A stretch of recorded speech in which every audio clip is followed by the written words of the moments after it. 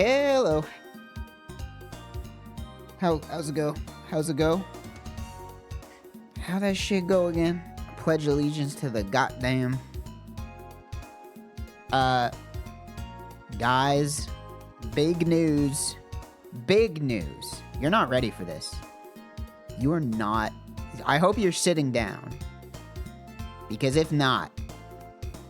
You know, why do people say that? Why is it important whenever you get... I guess it's because, like, if you receive news that's so insane, it might make you pass out and you'll, like, fall down.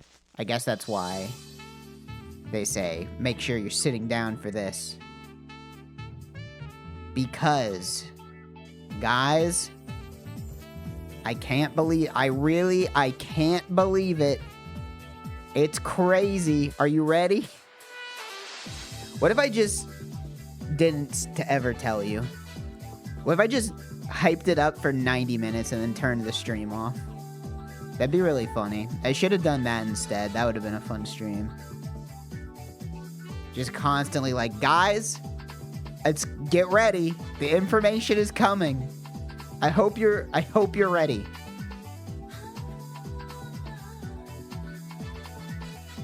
Guys, they made... Are you sitting down? Guys, something happened. Something happened.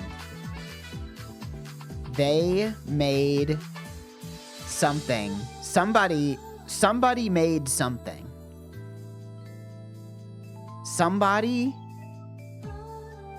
They did something.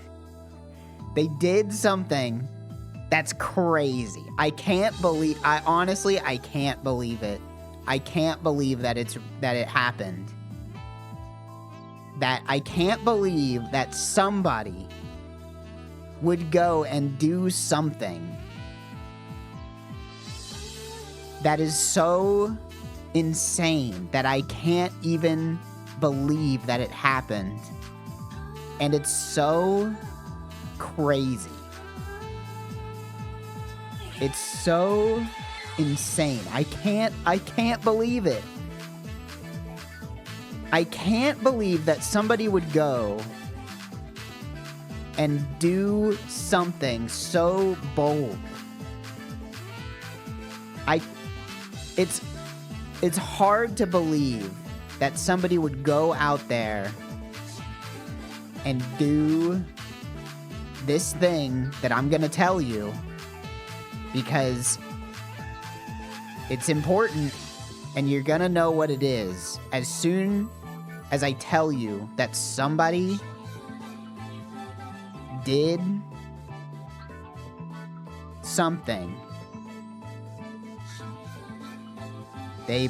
Something happened. Alright, now that I've, I don't care anymore. Okay, well, if CJ doesn't care anymore, then I guess I'll just turn the stream off. Who even gives a fuck? I don't want to even say it anymore. I don't even care. Whatever. Oh well. I guess I'll just go away forever.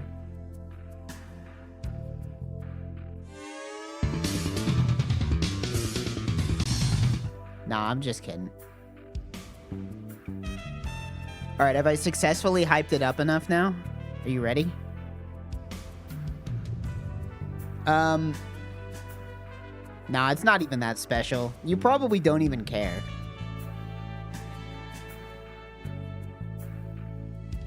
It doesn't even matter. In fact, this isn't even important. At all. So, I think you should really lower your expectations. Because this doesn't matter at all. In fact, it's so unimportant, I don't even feel like telling you anymore. It's so insignificant in the grand scheme of all of creation on Earth that to even mention it would be doing a disservice to you as humans because it literally doesn't matter at all. And it's important that you don't get excited because it doesn't matter, because nobody cares, okay?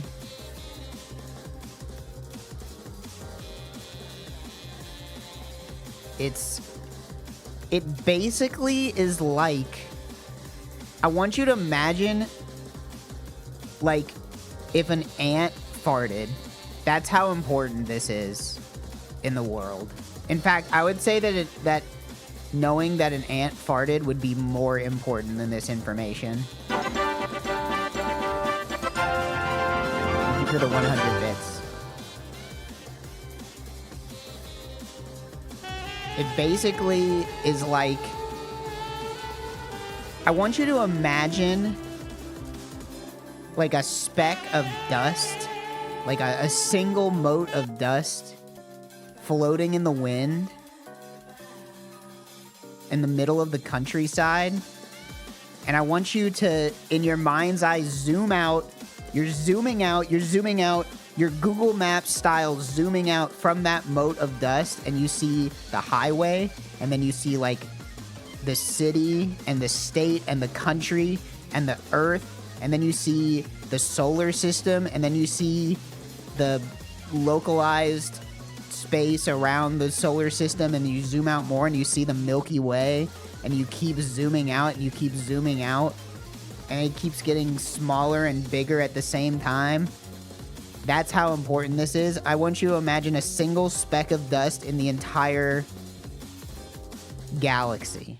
And then maybe even bigger. Maybe even the localized galaxy cluster that I'm sure has a name and I don't know it. That's how important it is. It's basically the least important thing that's ever happened in history on Earth. And even off of Earth. Even aliens don't care about this. That's how little it matters. It doesn't even matter even to an alien. But also, this is the most important thing that's ever happened ever in history. Can you believe it? It's so crazy. I can't believe that it happened. It's so, wow. What? I mean, whenever you guys hear what it is, it's just gonna be, it's gonna be nuts. There's a guy mowing the lawn outside of my window, and it's really distracting me from the information I was going to give. I hope I don't forget what it was, because it's really hard to think whenever I'm hearing a lawnmower outside. It's kind of distracting me.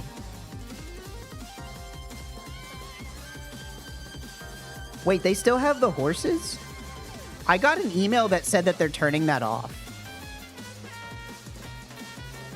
I thought, this is not even part of the bit. I literally got an email and they said, like, thanks for participating in the boost or whatever it's called. We are now turning it off. So, I don't know, maybe it's not off yet.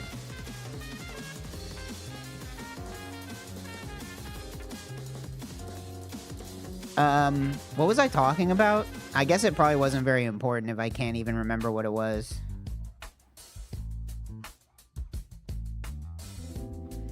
You think we're in the top 1% of horse receivers? No, probably not.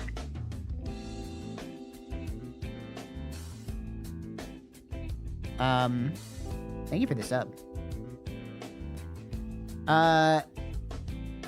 Anyway, what was I saying?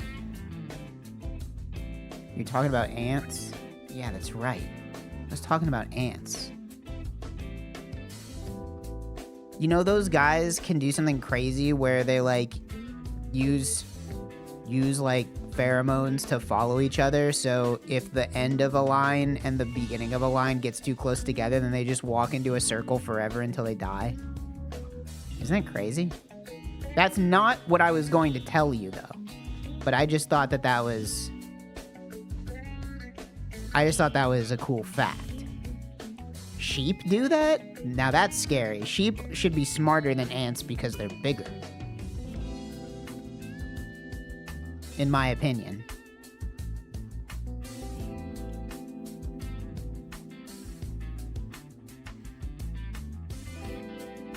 I think sheep could be as smart as they want to, but they haven't applied themselves. And that is the moral of the story. Moral of the story, : apply yourself, or else you'll be like an ant or a sheep. I guess sheep is already an insult, isn't it? I didn't really think about that whenever I said that, what I just said. Thank you for the anonymous gift sub.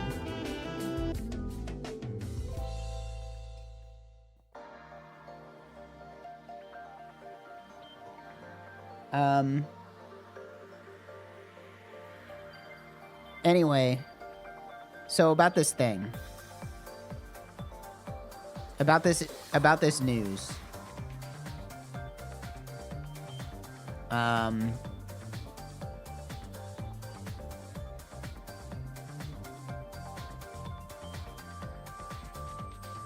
Yesterday, this isn't the news. But I had good food yesterday.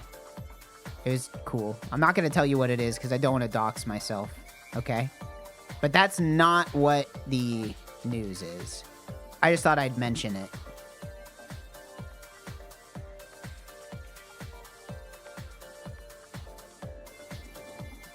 Yeah, it was McDonald's. Guys, I don't want to dox myself, but I just had a little hamburger yesterday from a weird place that I've never heard of before.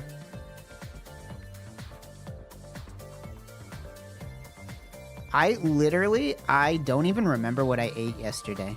What did I eat yesterday? I went out. Oh, I got a burrito. That's what it was.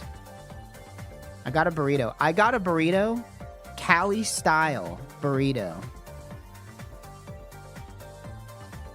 And there's not that many places around here that'll do a Cali style burrito.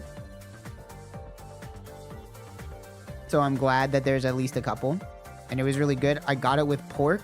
It's kind of like this place does a burrito that's almost like a banh mi burrito. It's like banh mi style roasted pork with like the pickled cabbage and like, you know, the banh mi fixins. It's really good. What's Cali style? That just means they put French fries in it. It's a burrito with French fries inside.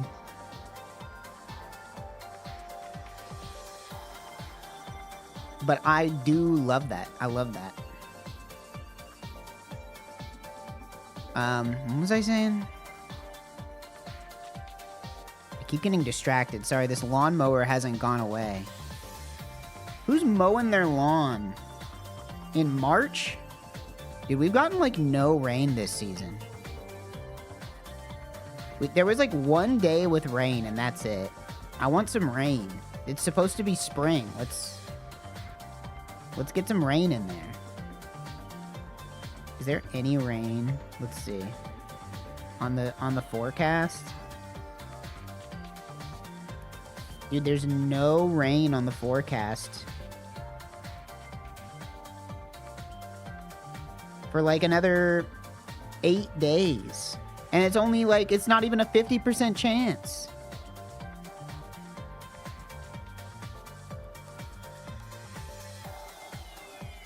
I like rain. Rain is fun.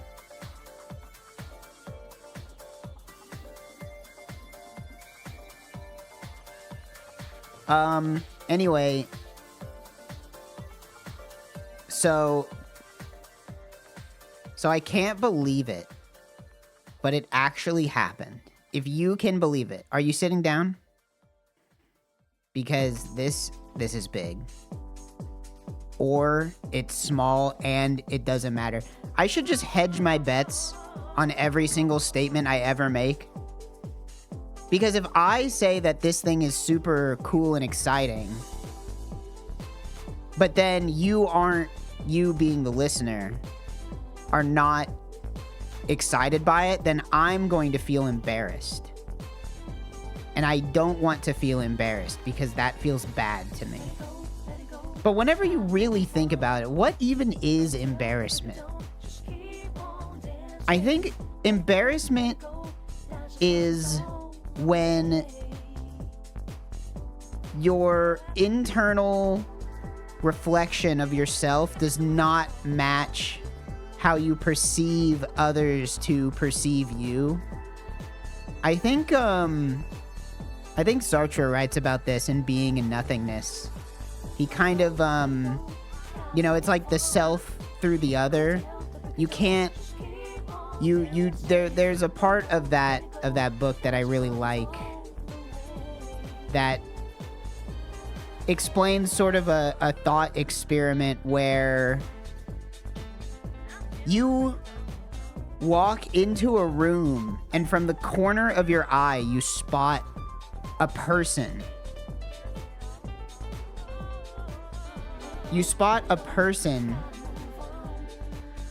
and your behavior instantly changes when you feel like you're being observed. But then you notice that it's not a person at all. It's actually just a mannequin, and you thought it was a person, but your behavior still changed even though you were not being perceived at all. And I think that really goes to show something. And I'll leave that as an exercise for the viewer to discover.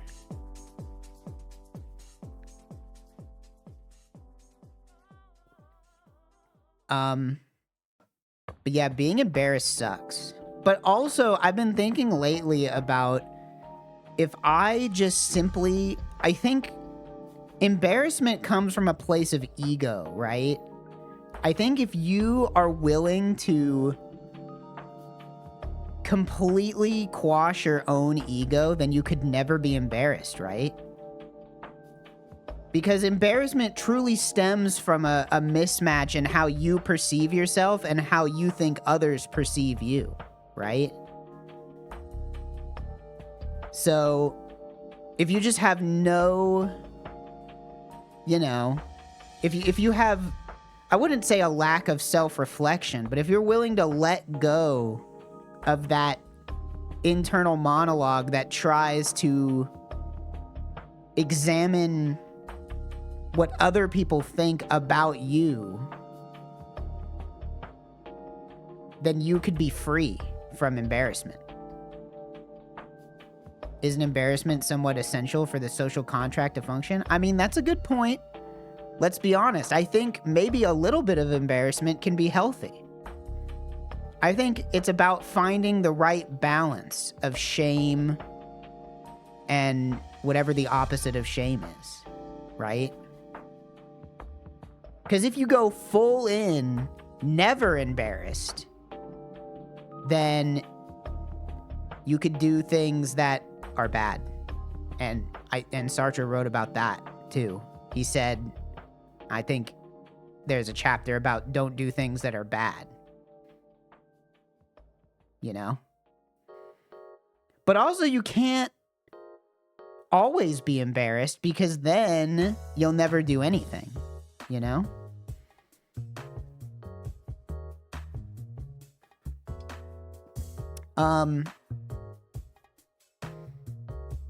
What was I talking about?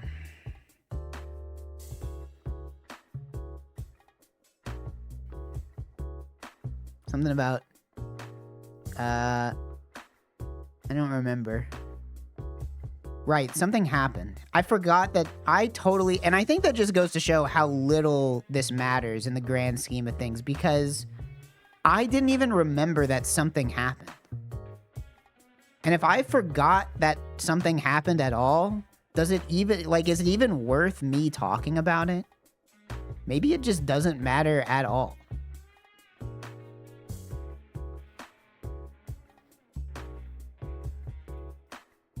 I think, therefore I am, that was spoken by that famous guy. I think it was Socrates said that, or Descartes, somebody. I can't I don't really remember that much. I really only remember Sartre because there was a small period of time in college where I thought that if I became more intellectual, then girls would want to have sex with me. So I read Being and Nothingness. Turns out, was not the problem. Did not work. Turns out, you have to, if you want to have sex with people, you have to talk to them, which was the main obstacle in my way, was I didn't talk to anybody.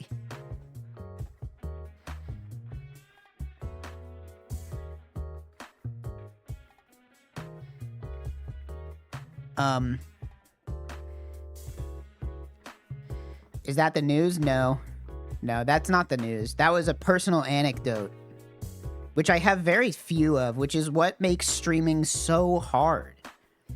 The problem is I don't do anything. What am I supposed to talk about on here? You really think I can just turn the stream on and talk about nothing for 20 minutes straight every day? You think that it's fucking easy? When you don't do anything? What am I supposed to do? I just get in front of my microphone and just talk?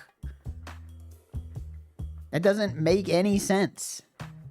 That's stupid. And you're stupid if you think that.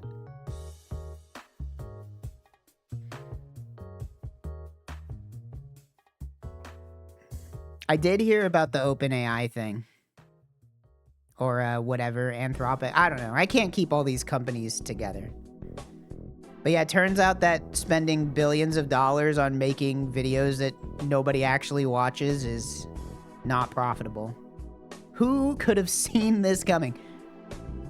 Not to go off on another tangent, but did you guys see the Adam Neely video about AI music?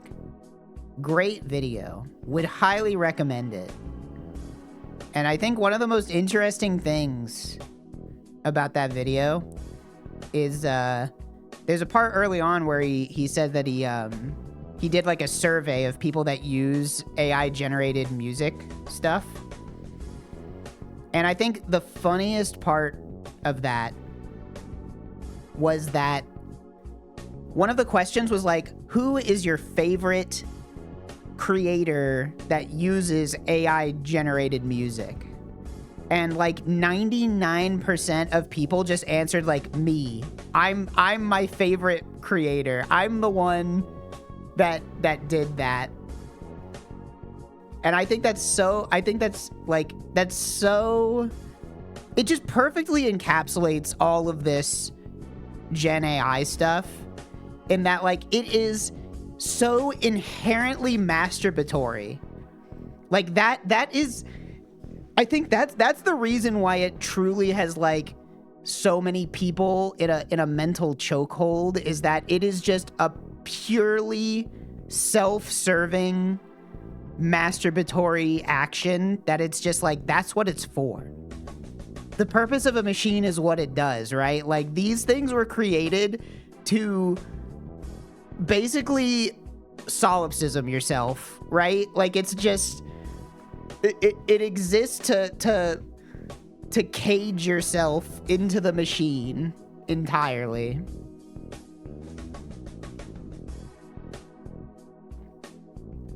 Is it about Sora exploding? Well, the Sora thing, that's not the news. Let me be clear. This is not a news show, but I do have news, but that's not it.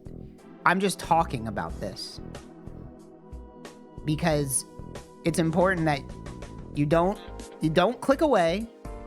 Don't change the channel because you're going to want to hear this information, but it's not the information that I'm talking about right now. But after I'm done talking about this, then I'll talk about the thing that I was going to talk about.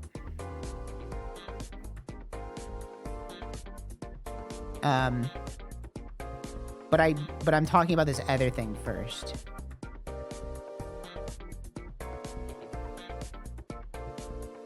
It's the power fantasy of being able to do the ideas these people think that they have. Yeah. I mean, yeah. It's like I said, that Adam Neely video really, really, I wouldn't say it like changed how I contextualize it, but it really like hammered in something that I sort of already thought but didn't have any proof of, is like, oh yeah, all this shit is just like not made to be.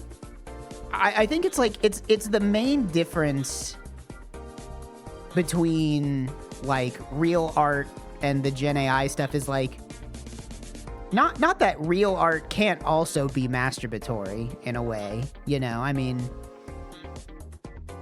I think, you know, that certainly exists, but I think the difference is that the Gen AI stuff is like, could never be shared because nobody cares, right?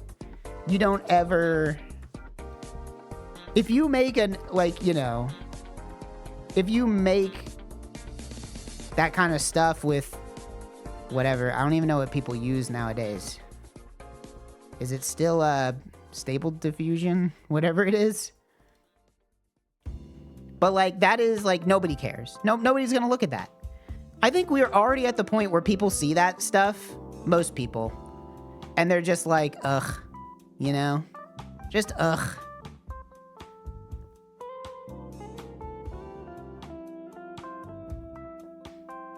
But I mean, whatever. This is completely off topic from what I wanted to say, which is,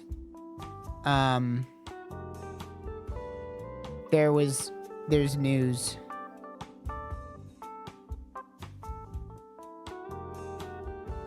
There's important news.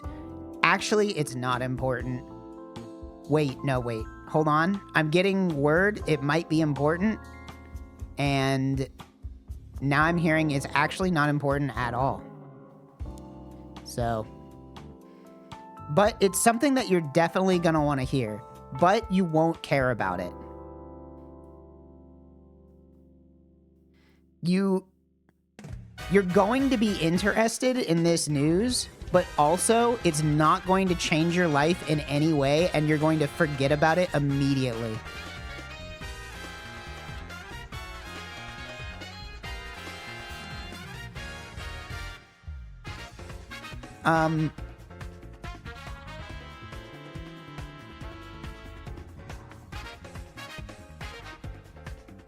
I read a post the other day that said that you really shouldn't drink coffee. That's not the news. I just thought about it because I just drank some coffee, and I remembered reading a post yesterday that said that, did you know that like coffee doesn't, like caffeine doesn't give you energy, right? Like I read a thing that was like, coffee or caffeine, which coffee has caffeine in it.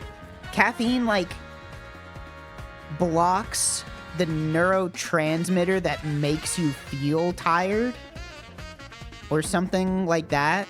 I might be getting it not exactly right, but it's basically something like that. So whenever you drink caffeine, you're not giving yourself energy. You're just making yourself unable to feel tired. But what it means is that whenever you use caffeine, your body like creates more of those receptors, right? And that's why you become dependent on it, because then your body has so many receptors for the tired chemicals that you feel more tired whenever you're not blocking them.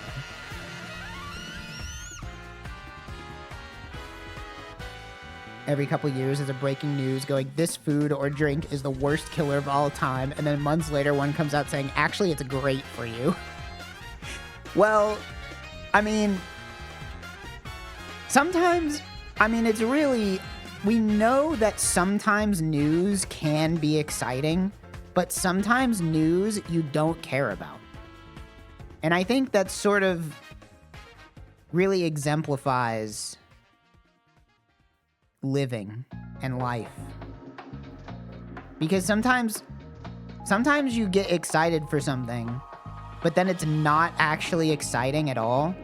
And then you just think to yourself, like, why was I so excited for this thing that literally didn't matter? But then sometimes something can happen and you weren't even expecting it. And then you're extra excited. This really reminds me of that Punnett square. You ever see that Punnett square picture that's like the two top options are like was excited, was not excited, and then the left side options are like was good and was bad. And it shows that the best thing you could do is never be excited, right? Because if you were excited and it was good, then you're just like you're contented, right? But if you were excited and it was bad, then you're upset, right? You're disappointed. But if you're not excited and it was bad, then it's neutral. But if you were excited, I'm sorry, if you were not excited and it was good, then you're pleasantly surprised. You know? And I think it's really important that you don't be excited for the news that I have, because through game theory, we can say without a doubt that if you are anticipating this news I'm going to say to be good and it does not meet your expectations, we are bringing more sorrow into the world. And I would feel bad if even if I didn't mean to, bring more pain and suffering into this world, which is already so fucked up, you know? Don't we live in a fucked up world? I think we should all move to Candy Planet.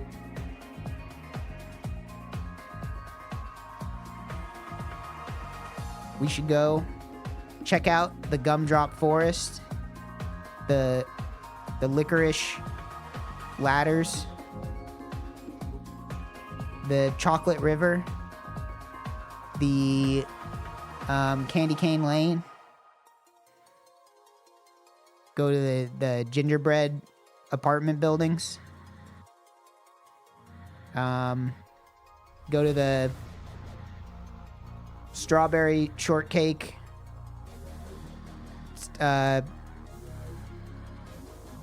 something or other. I don't remember what it's called, but I've been there.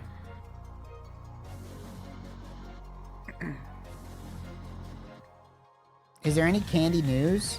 I don't know. What do I look like? A guy who knows about things that might or might not happen or have happened and would be willing to announce them on his stream? Because I don't think I've ever given anybody the impression that I have anything important to say at any time. I don't think it's happened. I think, look, you're going to want to sit down for this one. Because it's not important at all. And because if you're standing up and I tell you what I am going to tell you, which I am going to tell you it, don't worry. But if you're standing up and it's not interesting, you might try to attack me.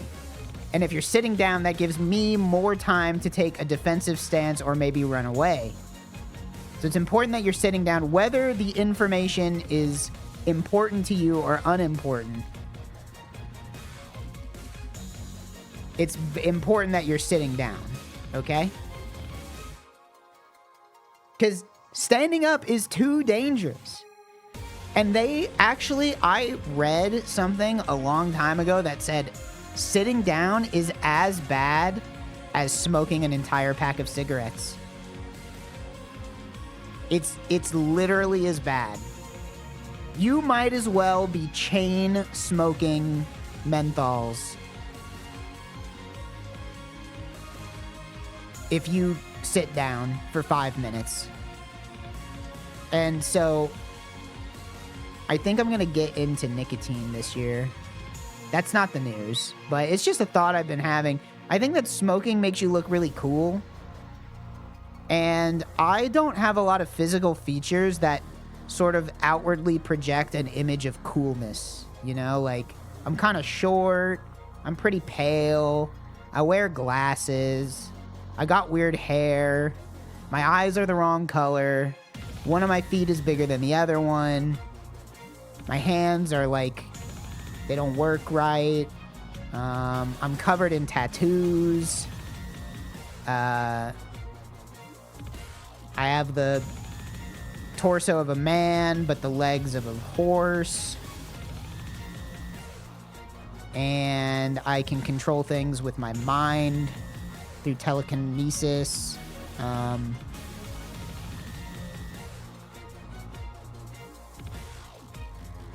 And so I think that most people would be unimpressed with my physical form. But if I were to start smoking cigarettes, then maybe I'm standing outside of the Kroger smoking a cigarette, and there could be somebody who walks past and sees me and says, I'm going to ignore this guy's weird, misshapen, fucked up body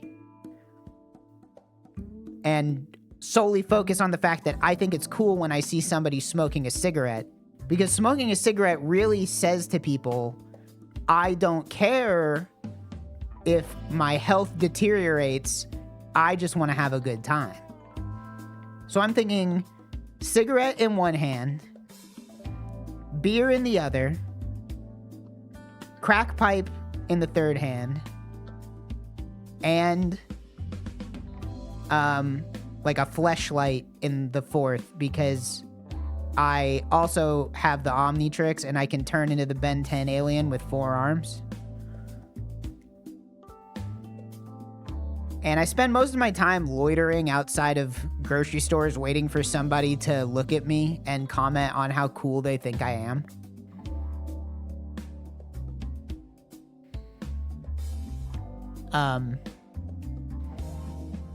That's not the news, though. That actually has nothing to do with what I was going to tell you.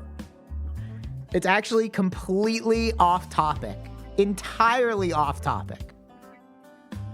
There's no point. I don't even know why I said any of that. It literally doesn't matter. It has nothing to do with what I was going to tell you in the first place.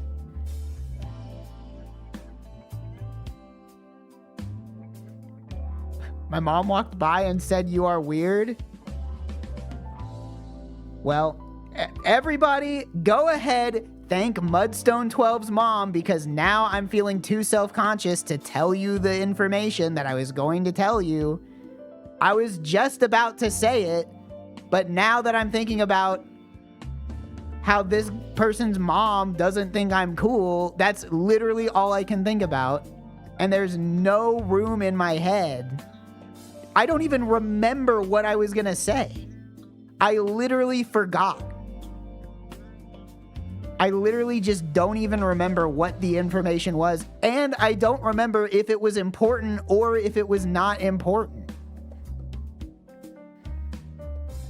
If I could at least remember if it was good news or bad news or important news or unimportant news, then I would maybe be able to make the mental leaps to remember what the information was, but I can't even remember it because now I'm solely focused on how somebody thinks I'm stupid.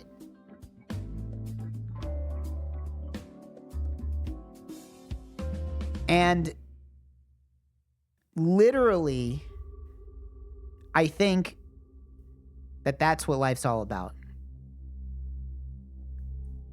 She didn't say stupid. She was thinking it. I could tell.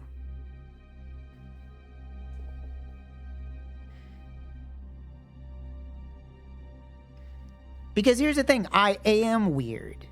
But isn't that good to be weird? What if I was completely normal? Would you even be watching this stream right now? if I was normal? I don't think so. Because that would be pretty boring if a guy got on the internet in front of a microphone and just was like, yeah, today I went to the grocery store. Oh yeah, I picked up some milk.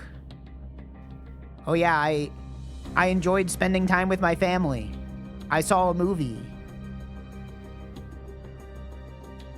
Nobody cares about that. You gotta be saying fucked up shit 24/7 to keep people's tiny, insignificant attention spans locked into your stream. You gotta be saying shit like, I went skydiving in Candy World. And I fell into the soda ocean and I saw a peppermint mermaid. Because if you're just saying stuff about how normal you are, people are they're gonna turn the stream off. What you need is a hook. You gotta keep people on the edge of their seat, waiting for something that might or might not even happen. They don't even know if it's gonna happen or not. You know. You have all the answers because it's your stream and you can do whatever you want. But the people watching are not going to turn the stream off. They're not going to click away because they know as soon as they click away that something will happen. Okay? Why would a mermaid be peppermint? I don't know. It's called improv. And I think that's really probably one of my weaknesses. Do you think I should take an improv class? Or is that lame?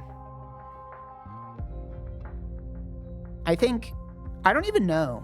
I think it'd be kind of fun to take an improv class. But I don't know. Maybe I've just been watching too much Dropout. You let a white boy watch some Dropout shorts, and he'll be thinking like, I could do that. I could be that funny. I could be that guy.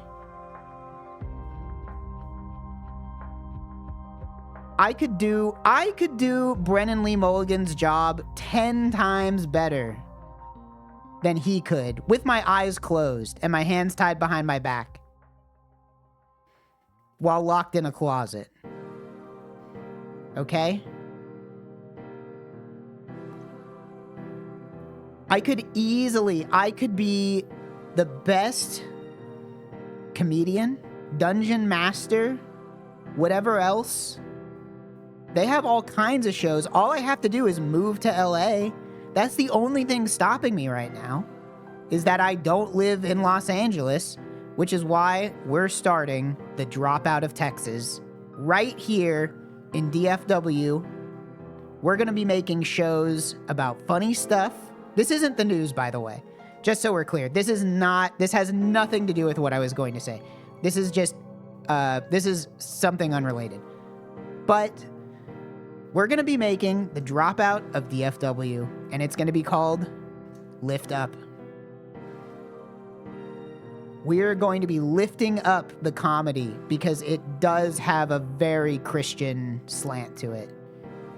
In fact, I would honestly be shocked if there was not already a Texas-based, DFW-based comedy troupe called Lift Up that specializes in Christian comedy.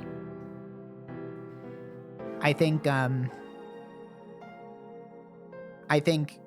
that must already exist.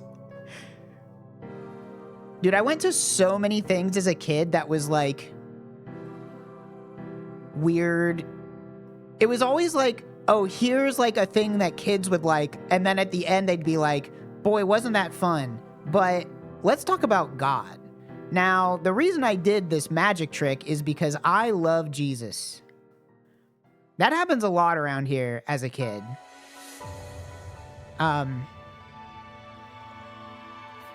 Would you consider yourself devout? Yeah, devout to the pussy. Ah! And that's why they won't let me do Christian comedy anymore. Because I do shit like that. And it's honestly, I just have no control over it.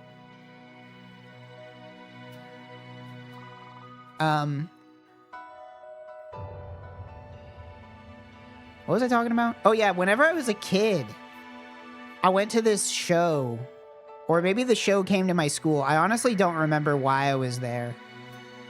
But there were like these strong men, like these bodybuilding strong men. And they were like doing shit where it's like, watch me rip a phone book apart. And like, it was like, watch me rip a phone book apart. They did a thing where it was like, they had a plank of wood with a bunch of nails sticking through it. And they would like lay down and they would put the bed of nails on top of their chest and stomach. And then they would like stack cinder blocks on top of the plank. And they would like, you know, keep it from killing themselves. And then afterwards, they'd be like, and the reason we did this is because we love God. It's kind of weird now that I think about it.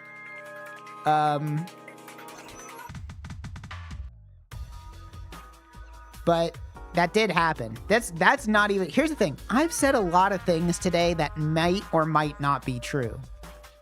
But the one thing that I promise is true is that I do have some information. I do have some news. It's important that we don't move away too far from the main point, which is that I do have information, and it is important, and you're going to want to sit down to hear it.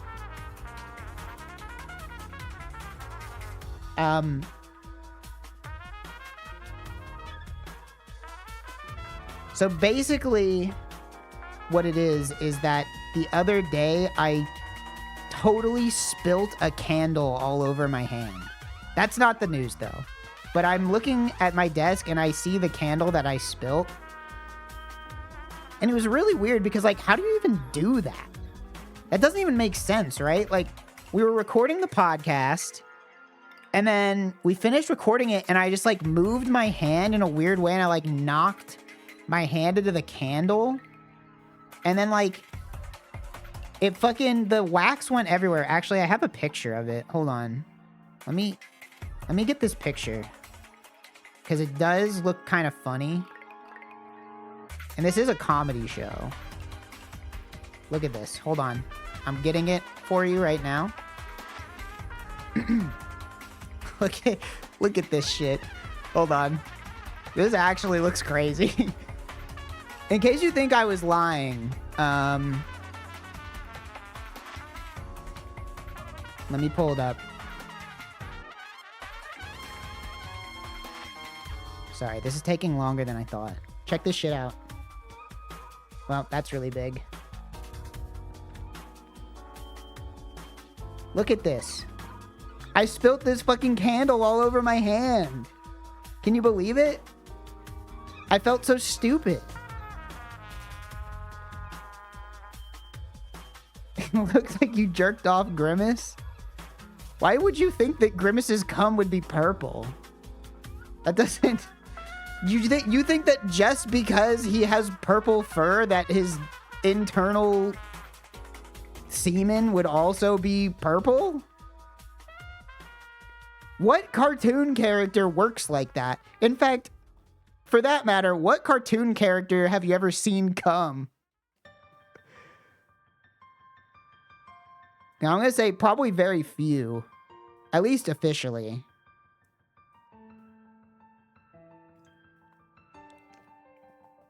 I was pleasantly surprised that it did not burn my hand, though. That is good. Because, could you imagine? I couldn't imagine how embarrassed I would be if I had to, like, go to the hospital because I have third-degree burns on my hand because I spilt a candle somehow. Like, how dumb would that be?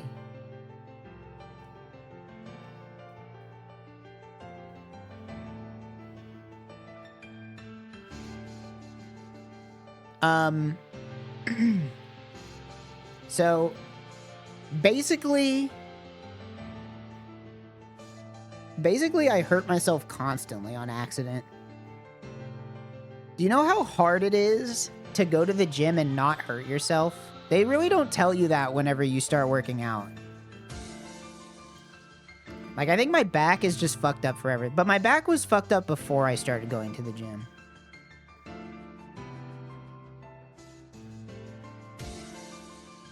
And also, isn't it weird that people use wax for sex-related activities? It's kind of strange. But also, whenever I got the candle all over my hand, there was 1% of me that was like, you know what? Maybe I understand. It is warm. So, but do they make like a special kind of sex wax that you're supposed to use? Because I feel like melting like an emergency candle on your partner while you're hitting it from the back is probably too dangerous. All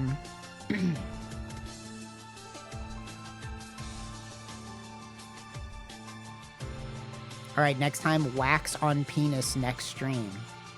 There's not gonna be a next stream at this rate. Everybody thinks I'm weird, and it's making me really self-conscious, and it's really making me forget the thing I was gonna say, which was something I was going to say at the beginning of the stream, but now it's been so much time that maybe it's not even worth telling anybody.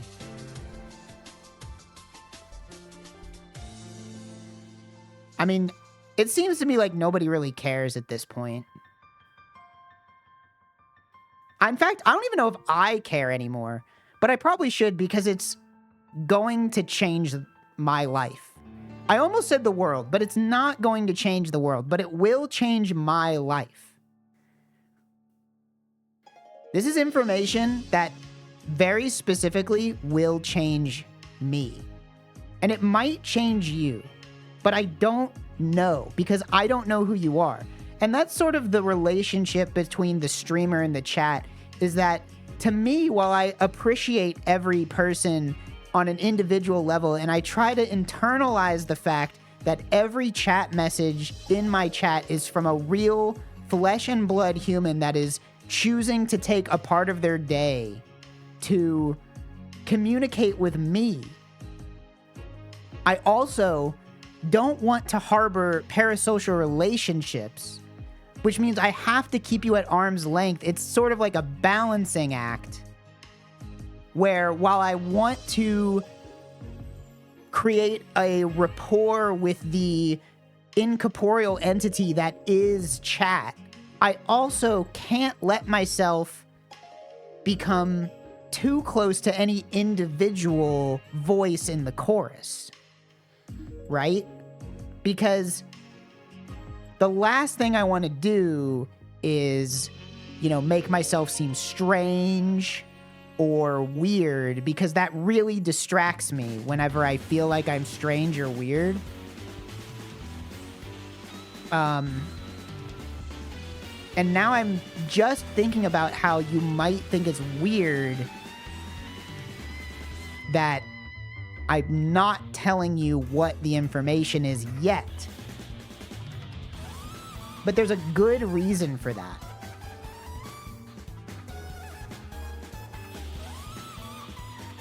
And it's because I'm not sure if you're sitting down.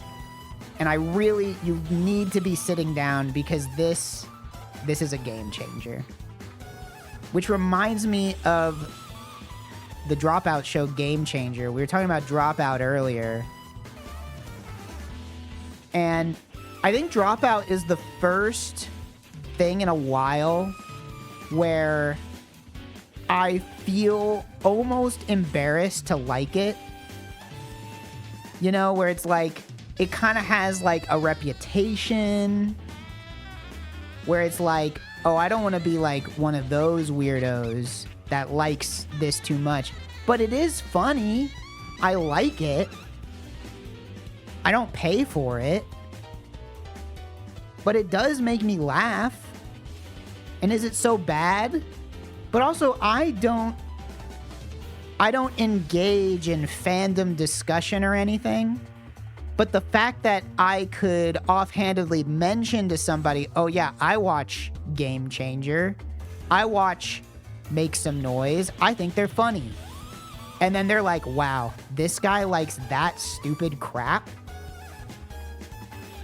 I now am internalizing that this guy is lame because he likes something that I don't like. Because I fall into that trap as well. If you say you like Teenage Mutant Ninja Turtles, I'm like, that's lame. If you say I like Avatar: The Last Airbender, I'm like, I don't care about that. If you say I like Spider-Man, I don't care about Spider-Man, okay?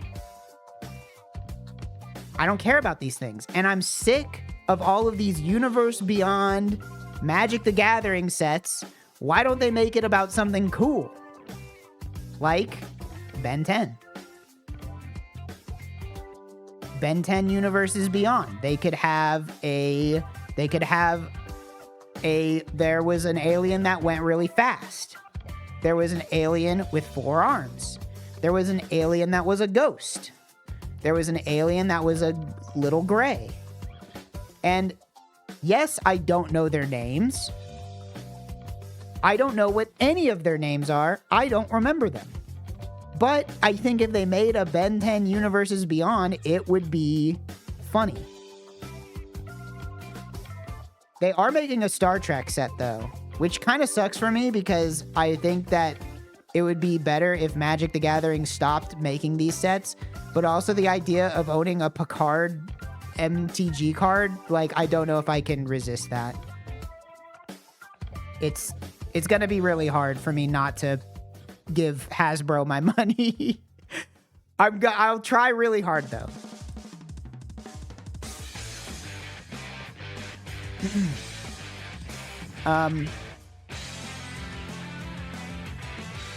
So, what was I talking about?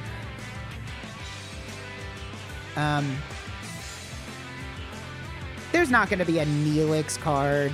There's not going to be a Neelix. Let's be real. Actually, if there is a Neelix card, though, it will be very funny. There's no way. They're just going to pick a bunch of, like, TNG shit. It's going to be like Spider-Man. There's going to be, like, 17 different Worf cards.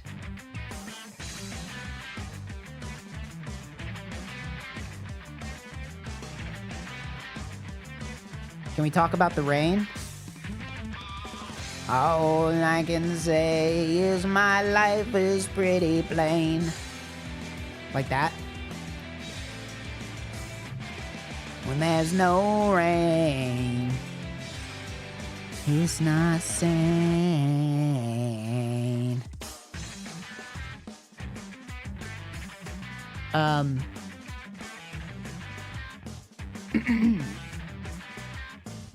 Anyway.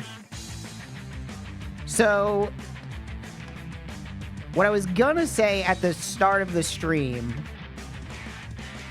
before I got distracted, was that there is something that I'd like to talk about. And it's something that I learned about just this morning, before I turned the stream on.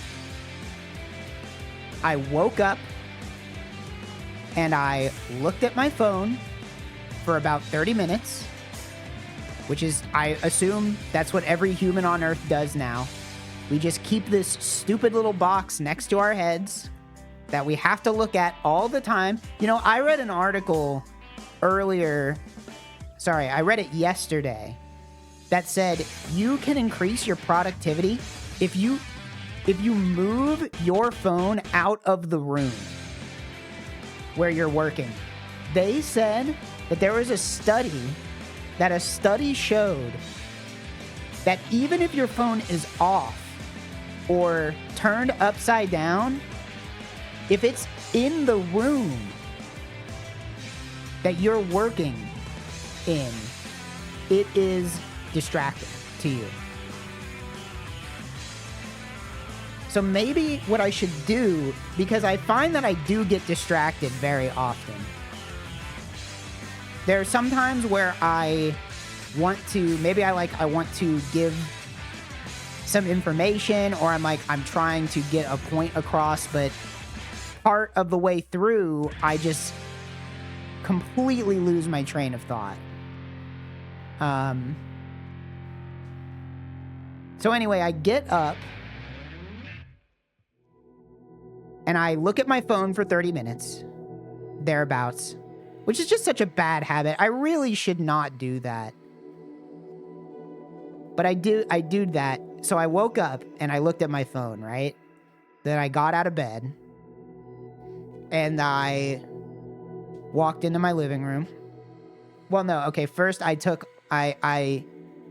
wear, I have these Invisalign retainers because I did Invisalign, which, by the way, Invisalign, great stuff. Really fixed my teeth right up. So if you're thinking, wow, my teeth are kind of out of place, I would recommend that you go to your orthodontist and you ask them about Invisalign. And this is not a paid sponsorship, but I was very self-conscious about my teeth for a long time. I had a very crooked front tooth, which is really weird. Whenever I went to the dentist and the orthodontist, they literally asked me, they were like, did you fall? Or like, whenever you were young, did you fall or did something hit you in the face?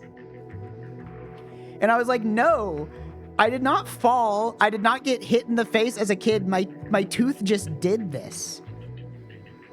And so they were like, wow, that is really weird. they were telling me like, yeah, that's strange. Oh, well. But yeah, my front right top tooth was like sticking out. And it really made me self-conscious for a long time. And it was something that I was thinking about. You know, I was like, man, I hope they don't have to like replace it, or like, I hope I don't have to get invasive surgery, because I'm terrified of surgery. But no, they were just like, you know what? Let's put you on Invisalign. I got put on Invisalign and it worked. It was good, but that does mean that I do have to wear, here's what they don't tell you about Invisalign whenever you sign up and pay for it.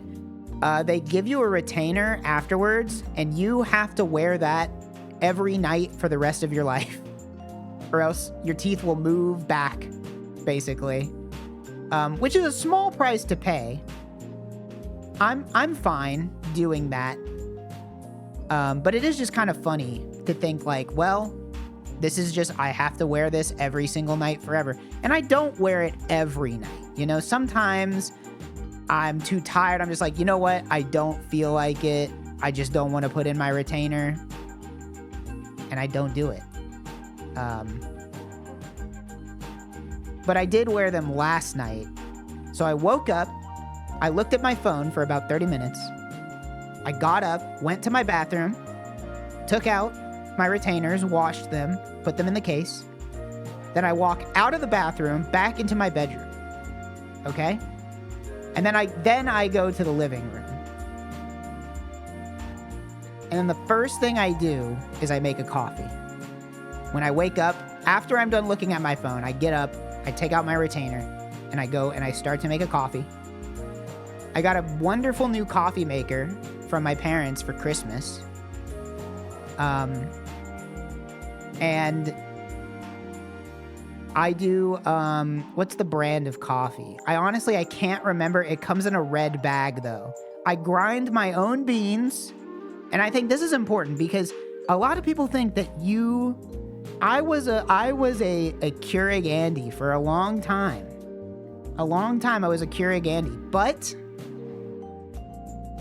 with this new coffee maker, it's a Ninja. It can do a single cup. And I grind my own beans, not by hand. I have a food processor.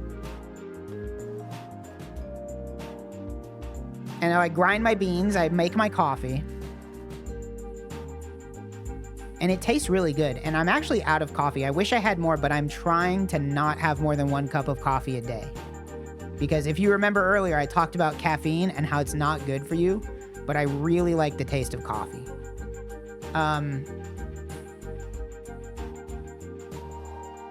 So anyway, so what happens then is every time I make a coffee, I give my cats treats. So they hear the coffee maker going and they're instantly running to me to get their treats, right? But the problem is that Sophie will try to steal Mia's treats. So I have to do it in a very specific order, okay? I have to give Mia her treats first so that she's done eating them by the time that Sophie starts eating her treats. So just to go over it again. So I get up, I wake up. And last night, I had a weird dream last night. I had a dream that I was with my college roommates, but one of them was vacuuming, and the vacuum was so loud that I couldn't talk to the other one, to my other roommate, and it was like really frustrating. And I think that it's, you know, nobody wants to feel frustrated, you know, that feeling of like being left on the edge. You're like, gosh, I really wish that this would just stop, you know, I'm so sick of this. I just want this to stop, okay? And so I was having that feeling for like an unknown amount of time last night. Which is really crazy. You ever have a dream where you feel like you lived an entire lifetime and then you look at the clock and it's like 1:30 a.m. and you went to bed at 1? Isn't that crazy? How does that even work? How can your brain, the relationship that your brain has with time is so weird. It makes me think like, could we not invent a pill that lets you experience more time? Thank you for the sub. Feral Rat Baitsu. I think doctors should probably work, or maybe scientists should probably work on a pill that you take it and it lets you feel more time. Do you think that that's... I think that should happen. So anyway, so I was having a dream. I woke up from my dream. I looked at my phone for 30 minutes. I went to the bathroom. I took out my retainers. I went back into my bedroom so I could go to the living room so I could start making a coffee. I start making a coffee. And I mean, man, I really like my coffee maker, but there's one thing that pisses me off about my coffee maker, right? Or not about coffee maker, but just about making coffee in general. I learned you are not supposed to pour coffee grounds down the sink. And I learned that the hard way. Because my garbage disposal stopped working. And I didn't know. I did not know that you're not supposed to pour the coffee grounds down the sink until my garbage disposal stopped working. This is not the news.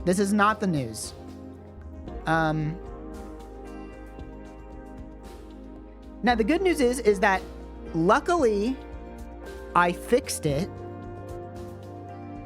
But ever since I learned that you're not supposed to pour them down the sink, it has made cleaning the strainer in the coffee machine so much more annoying.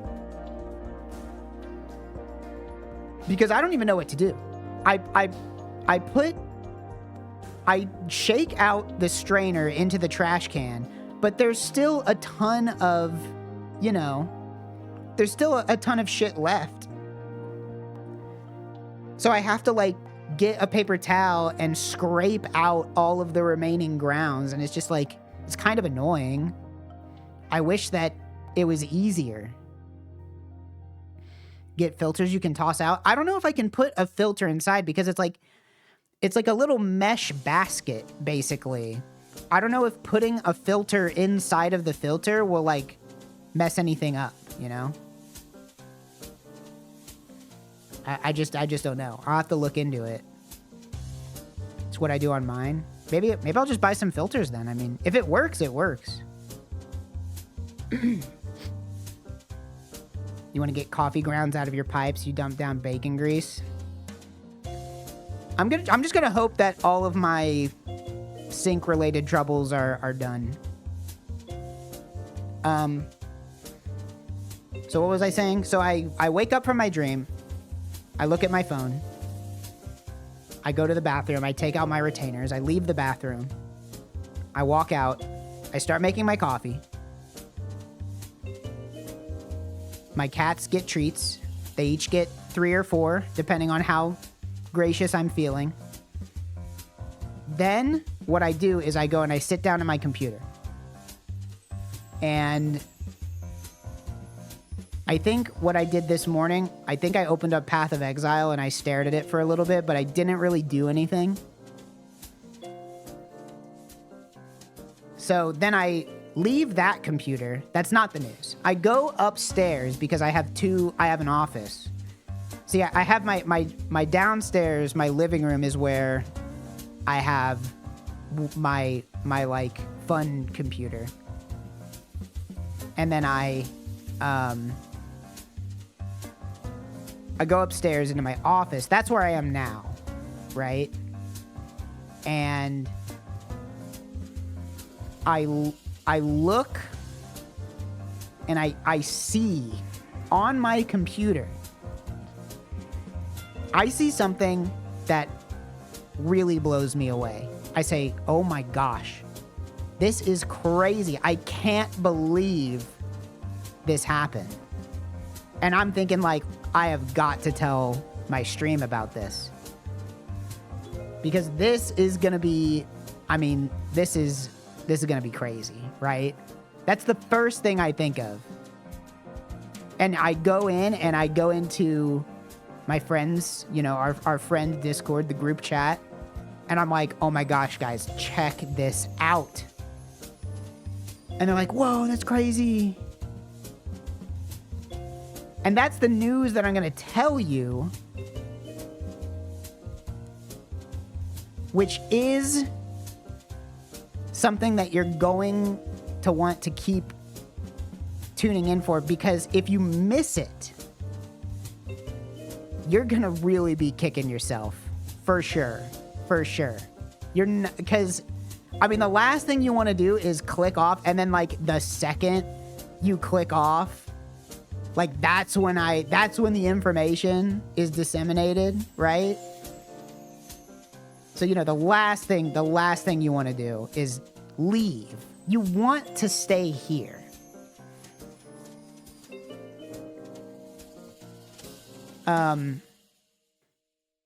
And, you know, I mean, there will be a VOD, I'm sure. But don't you want to hear it live? I mean, you're, like, it's sort of like an event, right? Like, oh, yeah, did you see this thing? It's like, oh, yeah, I read about it. Or I heard about it. But isn't the excitement of hearing it live, like, isn't that way more? Isn't that, like, better? Because then you're like, I was there. Like, I was there. Like, can you think of a time where you were there for something? Doesn't it feel different than if you just hear about it?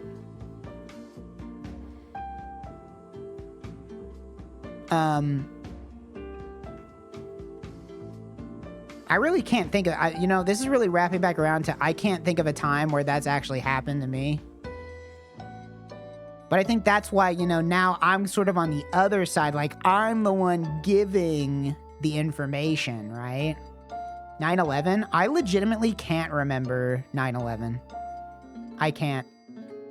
I don't know. It must not have, honestly, very little must have happened. Which is funny to think about. Because, I mean, I was, what, 8? I would have been 8. So, that's like, what, 3rd grade? Yeah, I honestly don't remember. I legitimately, I have zero recollection of what happened to me on 9/11. I don't even remember, like, getting sent home early or anything. Like, maybe that happened, but I do not remember. Was I there? No. I was in Texas. And I was 8.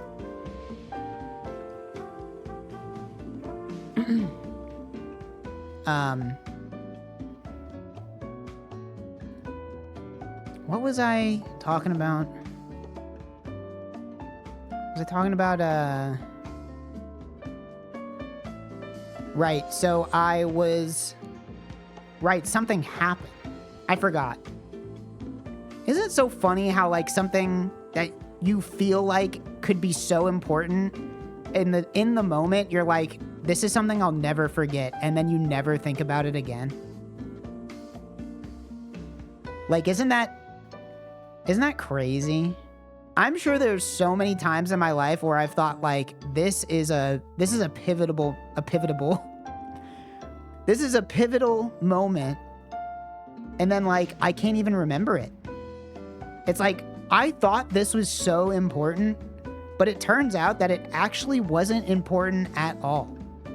I mean, I was, like, hyping myself up. I was like, this is the most important thing ever. This thing is so important. But now, years after the fact, I literally don't even remember it. You know? I think it really puts into perspective how you could think at the time that something is unforgettable, even. But despite that, it is actually completely forgettable.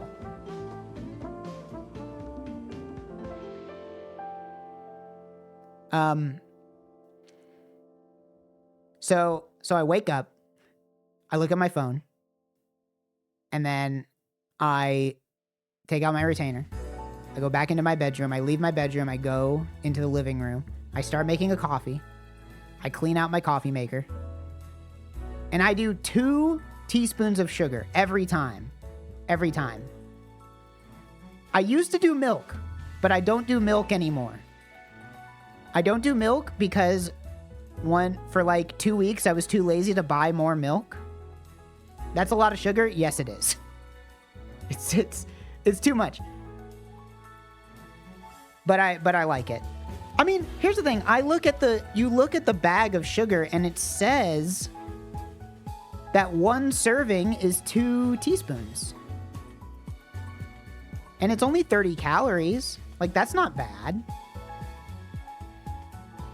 And I used to do milk, and it used to be Silk brand almond milk. How many cups of coffee do you have? Just 1.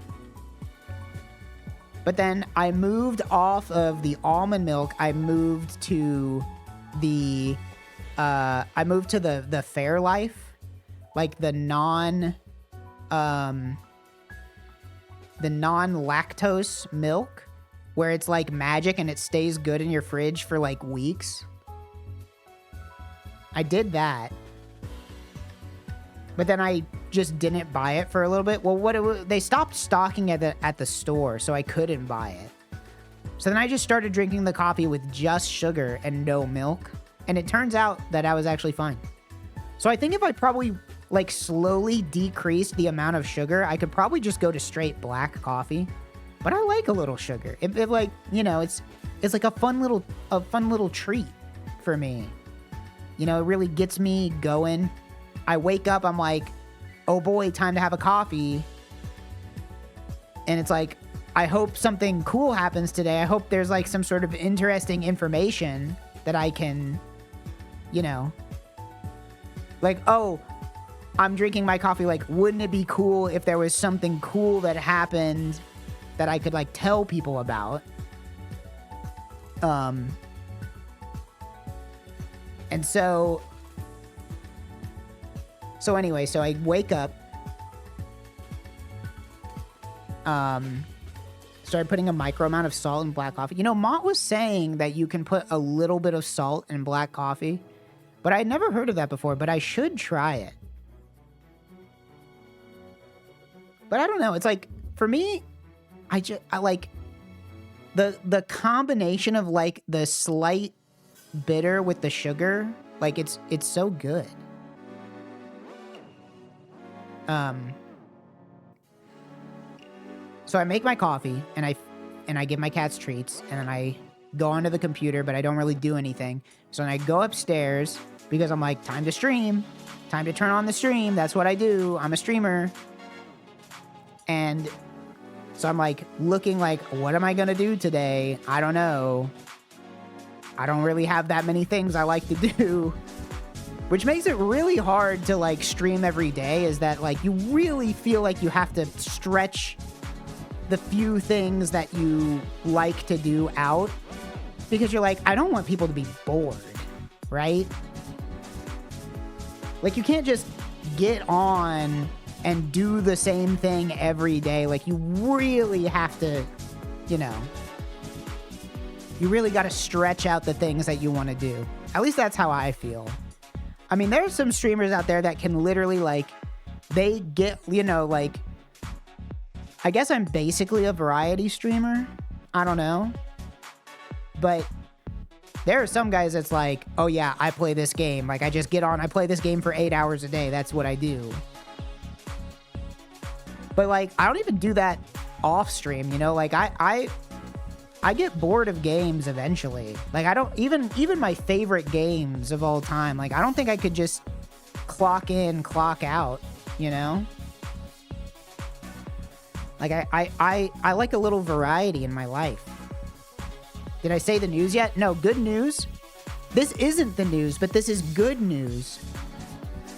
It's good news because if you're just tuning in now, you have not missed the news I'm going to say.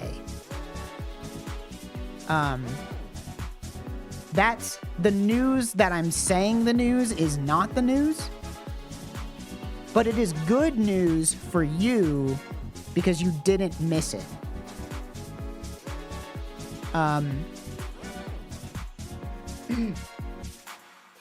Anyway, so so when I'm like, what am I going to stream today? I don't know. I'm like looking through my Steam library. I'm like, okay, well, I can just play some dailies. I mean, I do that all the time. I do that every day. And I'm like, I don't know. What am I going to do? People are going to get bored. They're going to turn the stream off. And at the end of the day, that hurts my ego to know that people would get bored and leave my stream and stop watching it because they think I'm boring, because I feel like that reflects poorly on me and my ability to entertain, which I would say makes up the majority of my ego. I would say that my personal ability to entertain people is directly linked to my personal happiness, even to the point where if I feel like I'm doing a bad job of entertaining people, I get depressed. I feel bad about myself and what I've chosen to do with my time. And so whenever anybody, you know, maybe makes an offhanded comment like I'm bored or this is boring, I wish I was doing something else, like why are you not doing something different than what you're doing? Like that really affects me as a person, because I think one thing that this messed up social landscape that we live in now is that a lot of the times you forget that the person behind the screen is a real flesh and blood human being, right? Like we have this barrier, we have these screens between us that is preventing true human interaction. You know? And I think it's important to remember that whenever you leave a negative comment, there is a real person that's going to read that, and they, you know, they might feel one way, they might feel another. And you don't know. You don't know how they're going to feel because you're not them. We all exist in a prison of our own minds. And this brings me back to Sartre. But you already know about that. So I'm not going to bother retreading that.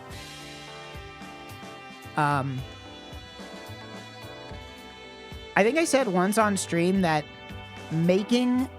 for me, this is just for me, I think making people laugh to me feels better than coming. And that's tea.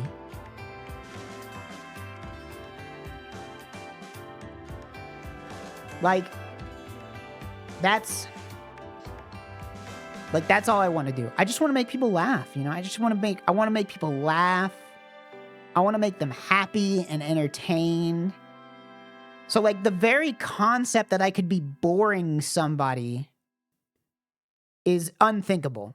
I would never do anything to make somebody feel bored or unentertained or like they're just waiting for the next thing to happen. That's the last thing I want to do.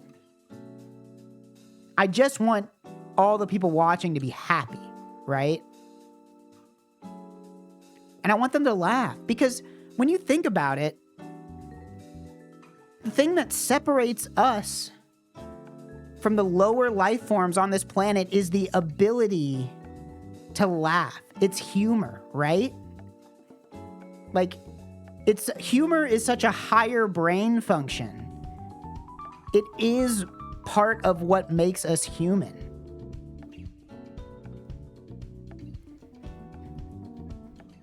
And I think what's really important here is that this news that I have, it might make you laugh.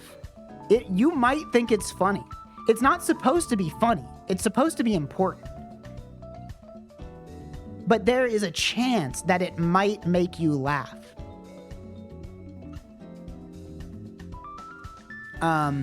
Or you might not even care.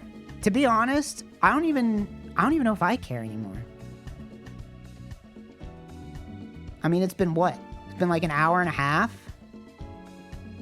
At this point, isn't the sheer fact that I haven't actually told you what the news is evidence that it is de facto not important?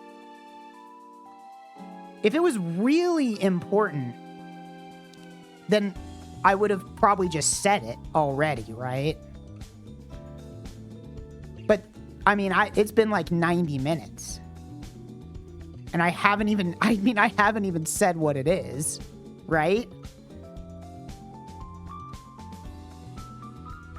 And that's because what it is that it might or might not be important depending on where you are in your personal journey in life. And I'm not equipped to make that decision for you. I think that's something that you are going to have to come up with yourself. And you'll have to decide, yes, this news is important, or no, this news is not important. All I can do is deliver the news. I can't tell you how to feel. And I think that's part of the problem. Not really a problem, but that's just something we have to, live with. Is that, as I said, I want to entertain people, but I can't force you to be entertained, right?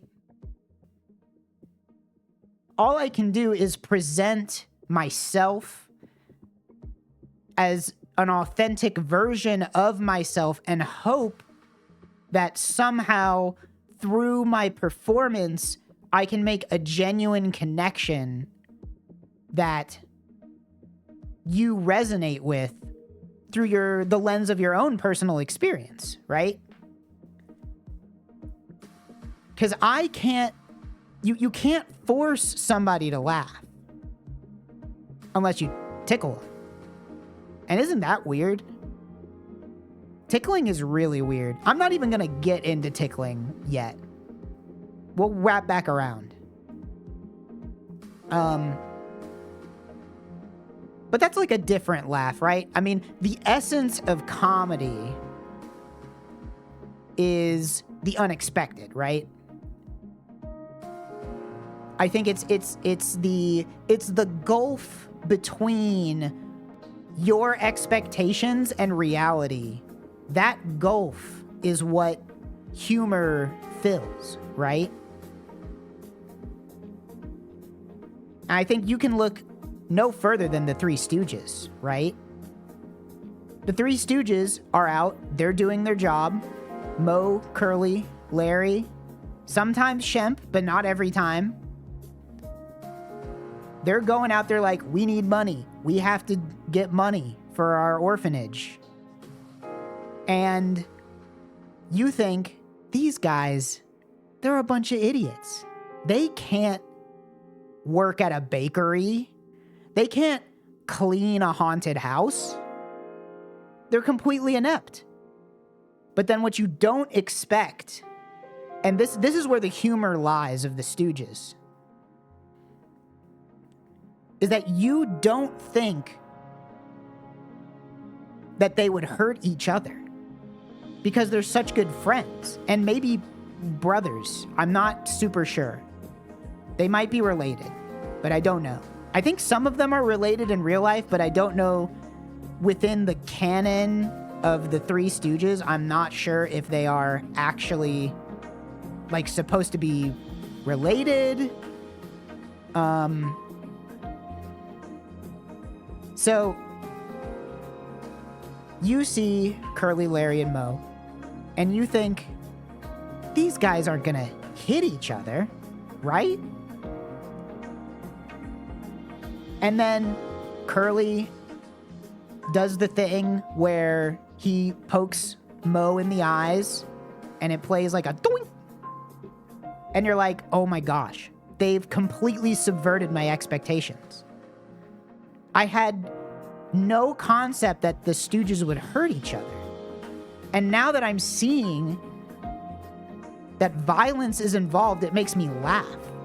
And that's kind of disgusting. How is it that such a violent act could result in laughter? I think it really digs down into the true human experience. Is that just in one context, something could be so vile to hit someone over the head with a 2x4, or to drop an anvil on somebody's foot, or to narrowly avoid a falling piano. If that happened to you in real life, it would be terrifying. It would change you. Could you imagine if you were walking down the street? Thank you for the anonymous gift to my own channel. Oh wait, that's not me, that's the other Trog. Could I have their name, Twitch? If you're watching this, by the way, could I have that person's name, please? Thank you. Anyway, if you were walking down the street and you hear somebody from across the street go, hey, watch out. And then you look up and you see a piano, a full baby grand, falling down from the sky, and you have mere seconds to avoid it. I think that would change you. Number one, I think you'd be scared of pianos. You might even be scared of walking on the street. That is an event that will change your life. Sometimes you can have something happen to you, or maybe even receive a piece of news that just completely changes your outlook. And you won't know until it happens. You do not know until you hear the news or experience the event if it is or is not important. You won't know before, but you will know after.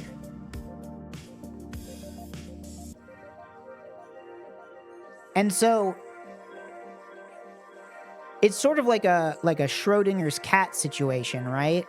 You don't know if the news is important or unimportant until you hear it. So your only option is to wait for the news. That's all you can do. Because if you miss it, you're going to be missing it is out of the question. You can't miss it. You can't miss the news because of its quantum importance in your life.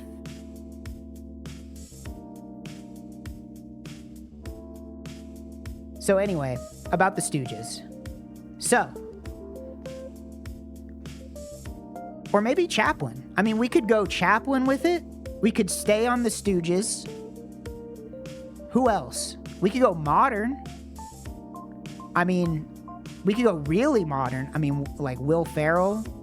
He's a funny guy. He was in a movie called Elf. And you would think an elf can't be tall. Elves are small unless they're Tolkien elves. Then they're very specifically tall. And I think that's kind of weird, right? Why is it that we can have a word like elf, right?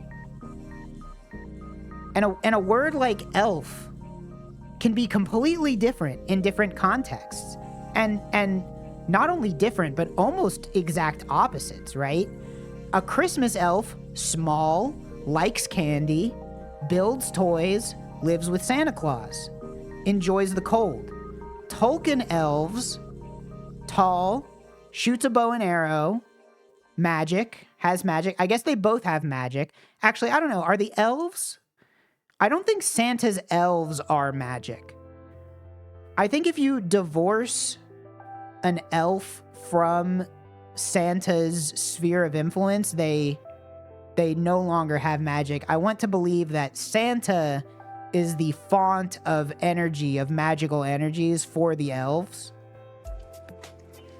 And were you to remove the elf from the North Pole, they would be just a short person, right? Now, Tolkien elves, and here's the thing, I haven't seen Lord of the Rings, and I'm not going to. I'm not going to see it. I'm not going to watch it. And I'll tell you why. The reason that I'm not going to watch Lord of the Rings is because we are probably going to do a stream at some point where it's very important that I have not seen Lord of the Rings. So I can't watch it until we do that. So that's why I'm just not going to watch it. I might watch it afterwards. But basically, I can't know anything. And the fact that we're doing a Lord of the Rings stream is not the news. It's not the news. It has nothing. It has nothing to do with the news. Completely irrelevant. Completely. In fact, it's so irrelevant, I don't even know why I brought it up. It's just completely irrelevant. I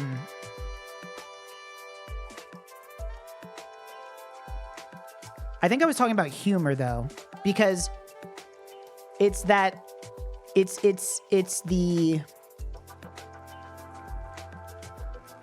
breaking of expectations is the essence of humor. And you think this is going to happen, this is going to happen, this is going to happen, but then it doesn't happen. That's funny. At least that's funny to me, you know? Whenever you can... No, I don't want to say trick, right? I don't want to say trick. Because trick, to me, implies a level of impishness that I wouldn't want to ascribe. I want it to be more like, I mean, I guess tricks can be fun. Hold on, I'm thinking about it. I guess tricks, because like a trick could be like, look, I'm going to do a trick. I think there's a difference between doing a trick and pulling a trick, right? That's really where we have to break down the semantics. Doing a trick is okay. That's like, I'm going to do a kickflip. you look at me doing a kickflip and you say, wow, that's impressive. And I want to buy a skateboard, but Trevor won't let me because he says I'm going to hurt myself. I don't think I'm going to hurt myself. I think being 32 years old is the perfect time to learn how to do a kickflip. Doing a trick is okay. Pulling a trick is not okay. You should not pull a trick. And I don't want to feel like I'm pulling a trick on somebody, right? Also, Trevor won't let me get a hoverboard. He said I'm not allowed to get a hoverboard because I'm going to hurt myself. And I saw a kid in the neighborhood with a hoverboard just last week, and I thought, I want to ride a hoverboard. I want one. But they're dangerous.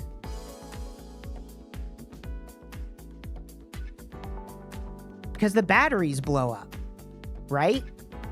Have they made a hoverboard that doesn't explode yet? I'm not sure if they've done that or not. If they have made a hoverboard that the battery does not blow up, I would love to get one.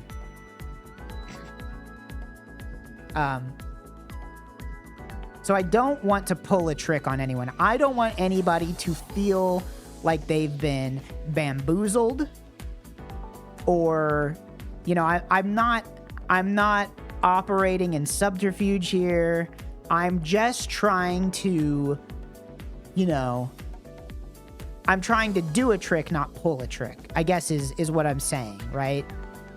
What I'm saying is that if you think that what I'm doing is in some way at your expense, that's not the case. I'm just doing what comes naturally to me as a humorist. I want to do the trick of comedy, right? And I think there's no malice behind it. I'm just trying to put on a performance that will make you smile. And so that's not the news. Just so we're clear. The news is really, and it's nothing like the modern news. Because here's the thing, I know news nowadays, very negative connotation. News, I hate the news. I truly do. Every day that I wake up and I see the news, I'm instantly put in a bad mood, right? But I promise that this news, in case you were, because I know that there might be some people who hear news and they start to feel anxious. But I'd like you to know that this news is not bad news. It's good news. Or it's neutral news. I would say if there is a, let's imagine a number line, right? From -10 to 10, where let's say -10 is the world is about to be destroyed. Everything's gonna be gone. Actually, maybe that's not a -10. Because now that I think about it, wouldn't there be like sort of like obviously it would be extremely traumatic, right? Like your snap reaction is like, oh my God, everything is ending. But then I think once you get over that initial hump, couldn't it be possible that a sort of like sense of calm would take its place? I mean, once you can really internalize the idea that there is nothing I can do about this, if you can fully internalize that feeling that no matter what I say, no matter what I do, no matter who I tell, nothing I can do can affect the outcome of this news. It's truly out of my hands. At the point where you can fully accept that whatever's going to happen is going to happen, then I think that you could achieve a sort of Zen-like state, right? Where you're like, I don't even care about the news anymore. The news is going to happen whether or not I'm participating in thinking about the news. The news goes on without me being there, right? Whether or not I'm choosing to engage with the news, that doesn't matter. It's just news. So I don't think the world being destroyed is a -10. I think -10 news would be like... I think -10 news would be like... Hold on, I'm trying to nail this here. I think -10 news would be like everybody in the entire world got turned into a hot, furry babe except for you, and none of them want to have sex with you. That's a -10, because that's something that you're just going to have to live with.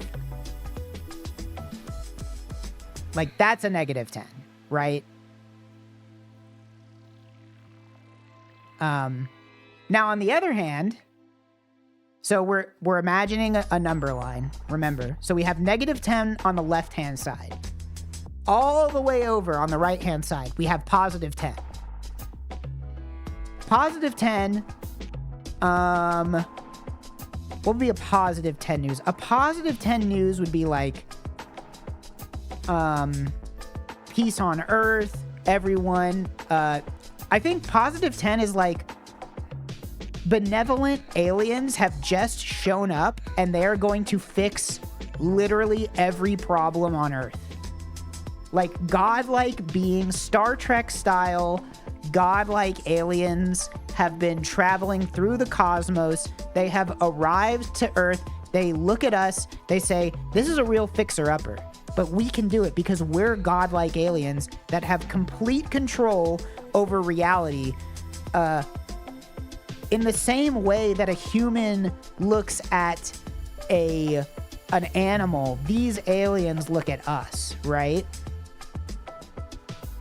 And they say, oh, what a cute little species here. We have this nurturing instinct, and we want to take humanity and we want to elevate it. All we want to do is make them happy, right? So that's a 10. -10 is the other thing I said about the furry shit. And then +10 is godlike aliens show up and solve all problems on Earth. I would say that this news, because neither of those is the news. You haven't heard the news yet. I haven't said the news. I'm going to say the news, but the news has not been spoken yet. So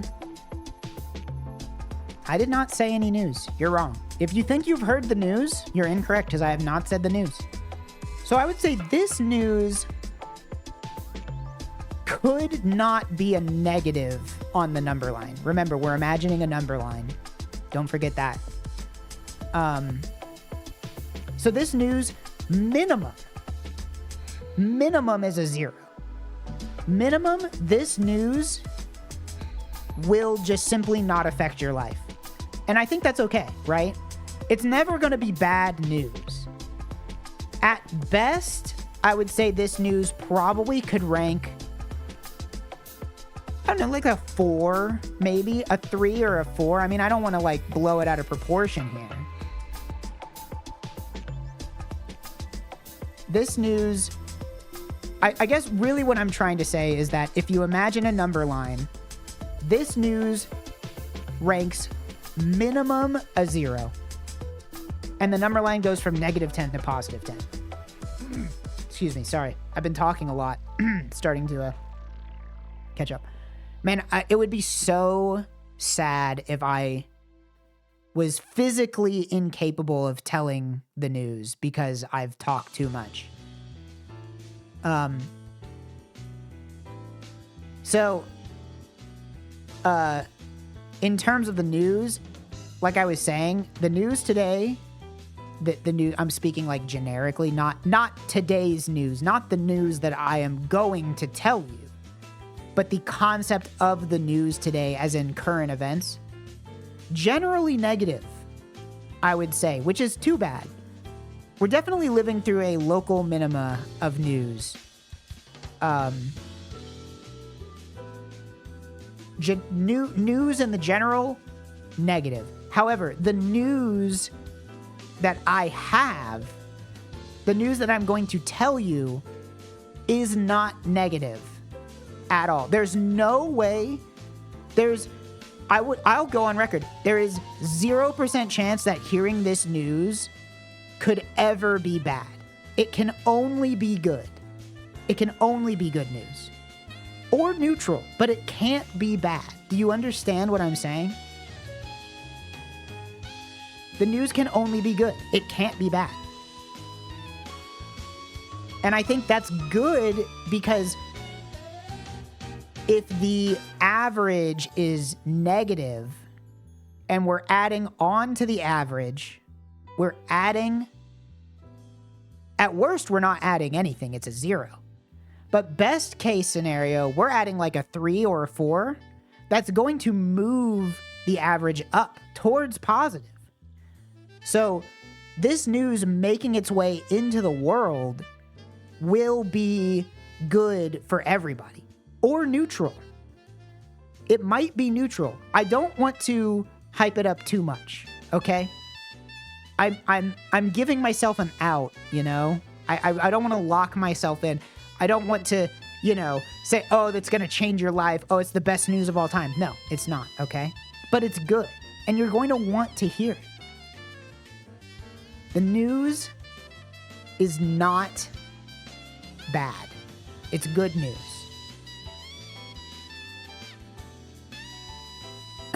Sorry, can I go get some water? I've been talking so much. I feel like I need to go get some water. Hold on. I'm gonna go grab some water real quick. I'll be right back. Actually, you know what? I'm not gonna do that. I'm not gonna go get some water because here's the thing. If I go get some water, you might leave. And I don't want you to leave, not for my sake. I don't want you to leave for your own benefit because you're not going to want to miss this news. How many times do I have to tell you that this news is good? It's a positive force in the universe. And if I leave and I stop talking for any reason, it's possible that somebody, not even just the people that are already here, but could you imagine if you will, you're browsing twitch.tv and you see a stream and you're like, oh, what's this stream? I want to check this out. Let me click on this stream.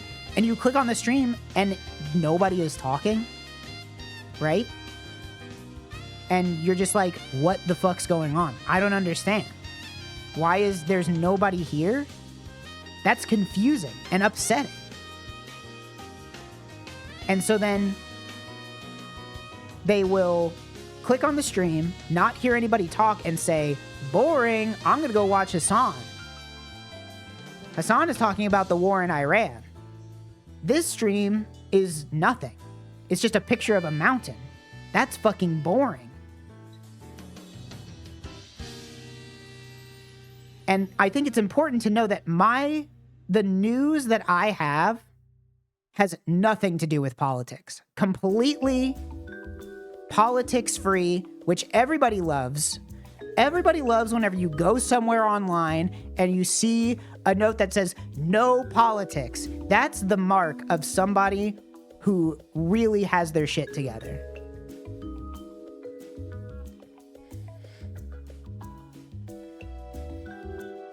Because it's so hard in this divided political landscape to stay neutral, right?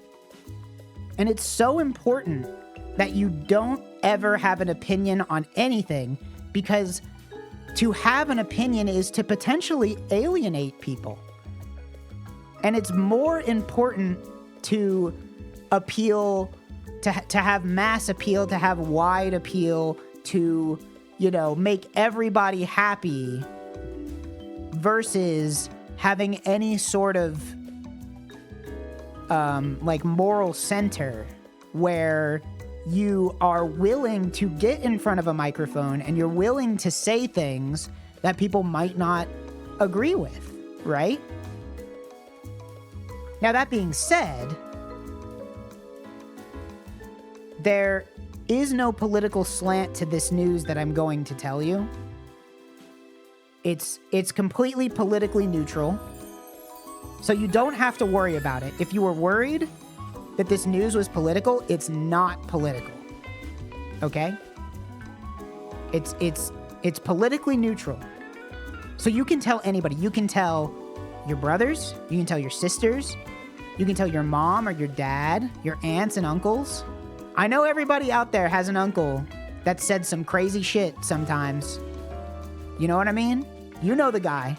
There's somebody in your life that at some point, at some family gathering, has just made a completely off-color comment out of nowhere. And maybe it's not a literal uncle, you know, more like a spiritual uncle.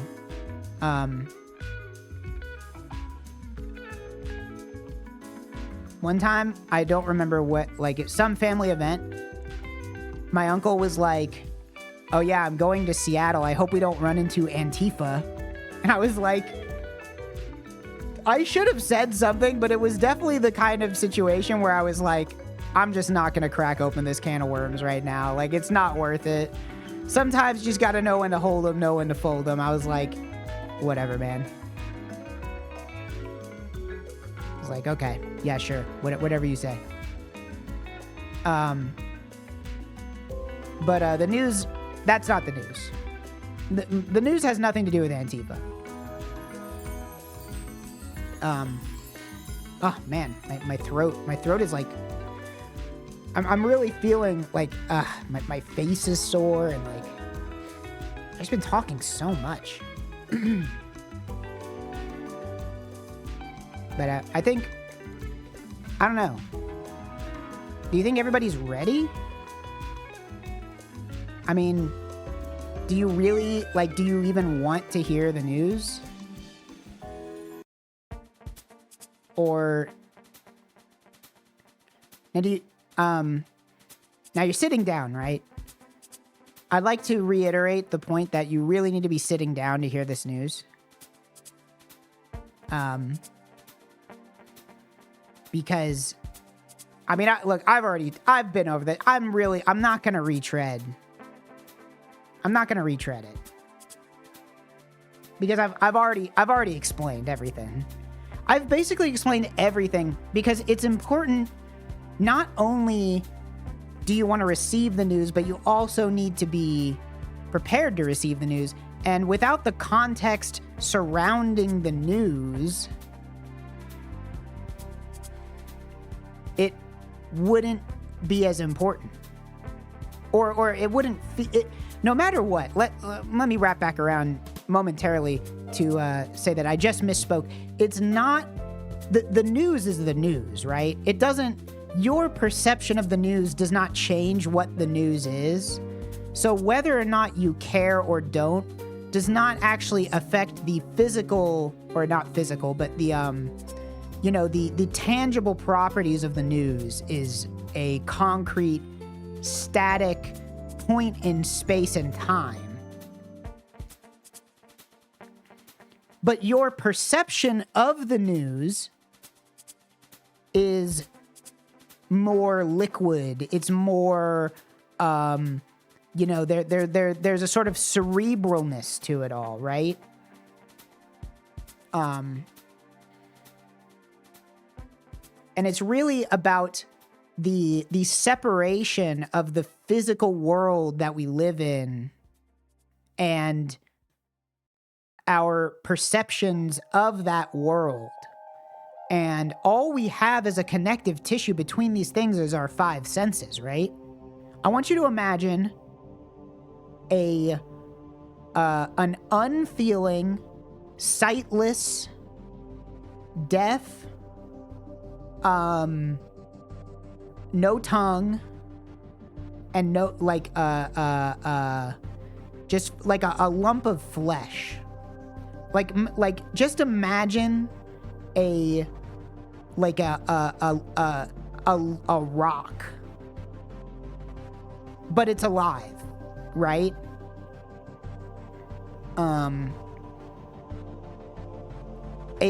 A being, a creature, but it's also sentient. This is important. Imagine a rock made of flesh, but it's not, it's fully sentient. So it can think, it has a brain, but it has no possible way to experience the world outside of itself, right? It's basically, it's trapped in solipsism forever, right? To a creature such as this news, the tangible properties of this news does not change because this theoretical creature that we're inventing can't experience it. The news is still the news. But this theoretical creature, maybe like a homunculus of some kind, could not experience the news. To this creature, the news basically does not exist. As far as this creature is concerned, nothing exists. This creature doesn't even know what existence is. This creature exists in a world, I guess, basically in a living hell. Or maybe not. Because it has no way to interact with the outside world. It doesn't even know what pain is. And so because it has no concept of pain or joy or sorrow or jealousy, it's basically not experiencing life as we know it. Right? And so to this creature, this theoretical creature, the news doesn't matter.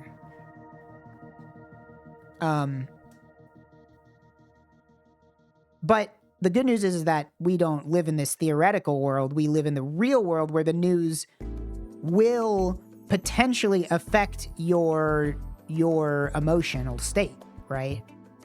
The news could make you happy. It probably isn't going to make you sad. I would be very surprised if the news was going to make you sad. In fact, thinking about what the news is, if this news makes you sad, I don't know how that could be possible. I have no idea, like I know what the news is, and I'm thinking about what the news is, and now I'm thinking about a theoretical person reacting to the news with sadness, and I'm unable to come up with these steps. Well, I guess, okay, I can think of one thing, but it would be pretty far-fetched. But I think extremely, I'm going to say 99.999999999% chance that this news will not make you sad. I don't know if it'll make you happy. It might make you feel neutral. It may not change your emotional state. But I would be extremely shocked if it made you sad.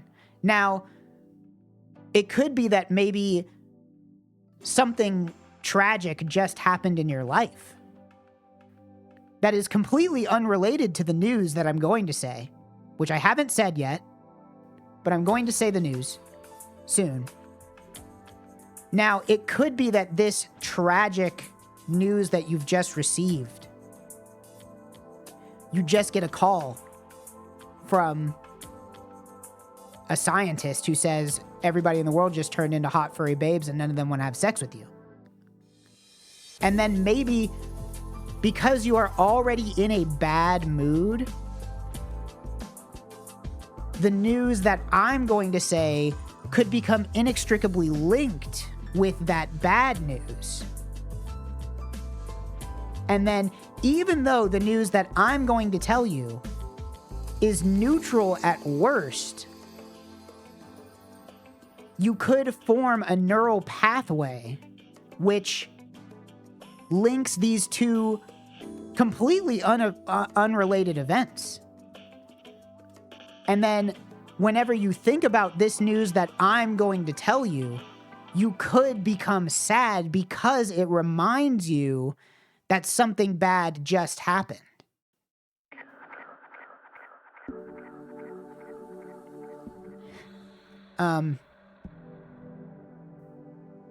But of course, we won't know any of this. I mean, this is all we're dealing in the world of theory right now. This is completely theoretical. Because until you hear what the news is, I mean, this is just we're operating under assumptions. We're operating under assumptions that until the actual true news is disseminated, we just won't know. We can make assumptions, and I mean, this is really what science is all about, right? The science being, we state a hypothesis, right? We state a hypothesis. The hypothesis is this news will make me happy to hear it. That's the hypothesis.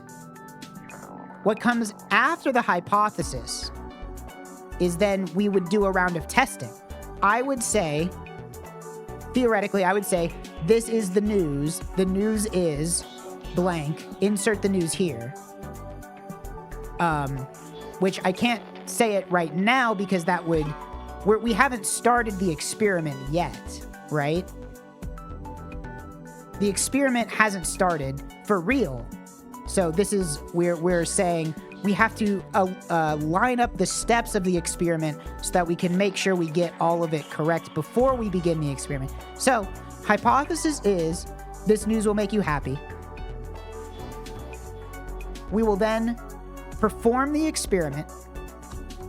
I say, hey guys, welcome to the stream. Here's my news. Then we have to record. We have to record the results of that news.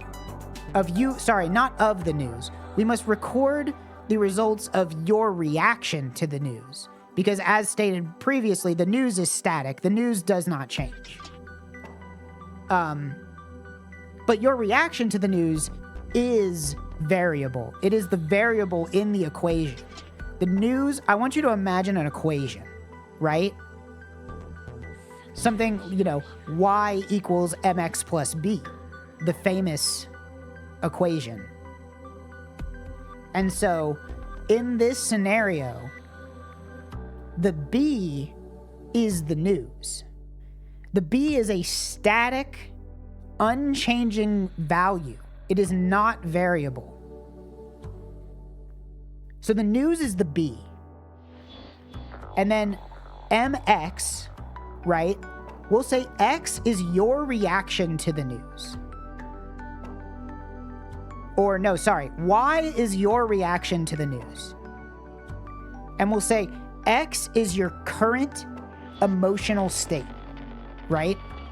So X is your current emotional state, and M is your environment, right? So we multiply your current emotional state by the environment in which you will hear the news, and then to that value, we add the news. So to reiterate, we have your emotional state times your environment plus the news, which is static. And then with that, we will end with Y, which is your reaction to the news. So that's the equation. And so we have our hypothesis now. We have our hypothesis, which is the news will make me happy. We have the experiment, which is I tell you what the news is. And then we have the equation, which is how we calculate the results of the experiment. And from there, once we have the results, we have to do things like, account for, any sort of biases in the data. So let's say, as I talked earlier, let's imagine that person who received horrible news right before my news. They would be a statistical outlier. So they would probably be culled from the results, right? Because, if you just received the worst news, you would be a statistical outlier. You would have to be removed from the data set. Now, if we imagine on the other end, if somebody just received the greatest news, they would also be a statistical outlier. So really what we're looking for is people who are in more of a neutral state, right? So really, if you're going to participate in receiving the news that I have to tell you, and I am going to tell you what the news is, just as soon as I'm done with this. Once I'm done explaining this, then I'll tell you the news. So it would be best for the science if everybody that was going to hear the news was not too happy, but also not too sad. Best case scenario is that you aren't really thinking about what the news is, or, well, I guess that's not true because the news is static. You shouldn't be thinking about the news at all. What it more is about is that your everything that happened to you today before the news, hopefully it has not affected how you will perceive the news, which I'm going to say soon. Which I know, I'm sure, I've already talked about my morning routine. I'm not going to talk about that again.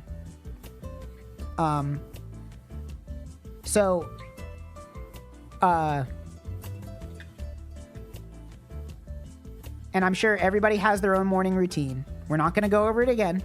I already talked about it. I already explained what I do. And it's possible that maybe your morning routine, or maybe you just had a bad morning. Maybe you rolled out of the wrong side of bed, which I think is kind of crazy. I only ever get out of my bed in the same direction every day. But that's because it's a king-size bed, and I would have to go over another person to get out of the bed. I really have to go to the bathroom. Sorry.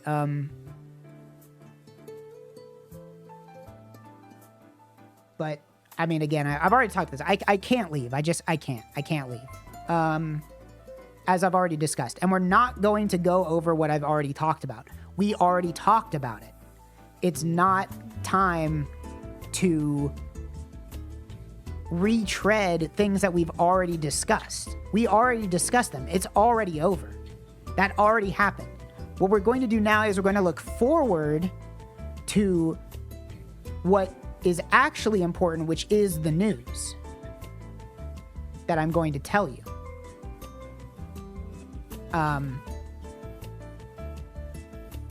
Which, well, I now I kind of feel self-conscious about discussing the news, because I feel like the more I allude to the news, the worse data we're going to get from this experiment, because Now you have preconceived notions about what the news is. Because I've spent, so much time talking about what the news could be that now you have a bunch of ideas in your head about, oh, I think the news is this. I think the news is this. What's the news? But really, what I'd like you to do is forget everything I've talked about, okay? I want you to just pretend like none of that ever happened, okay? So that we can have a blank slate completely. I want no preconceived notions about the news to start. The news, as stated previously, and I'm not going to repeat myself, it is an unchanging point in time, so you have to change. The news cannot change. Okay? The news is static. I've already discussed this. I'm not going to go over it again. But your mental state must change because the news is unchanging. No amount of thinking about the news is going to change what the news is. Okay? So, we were discussing the experiment involving the news. And, so, we have the news. All right, now let's say, theoretically, you've all forgotten everything that I talked about before, so that your idea of what the news is not going to be colored in any way. It's going to be completely blank. And then I would say like, hey guys, what's up? Welcome to the stream. I got an important... Well, okay, hold on. Let me start over. Because it's not important. I think it's important to remember that it's not important. But it is interesting. And there's a distinction between importance and interest, right? I would say that this news is unimportant, but interesting enough that you do want to hear it.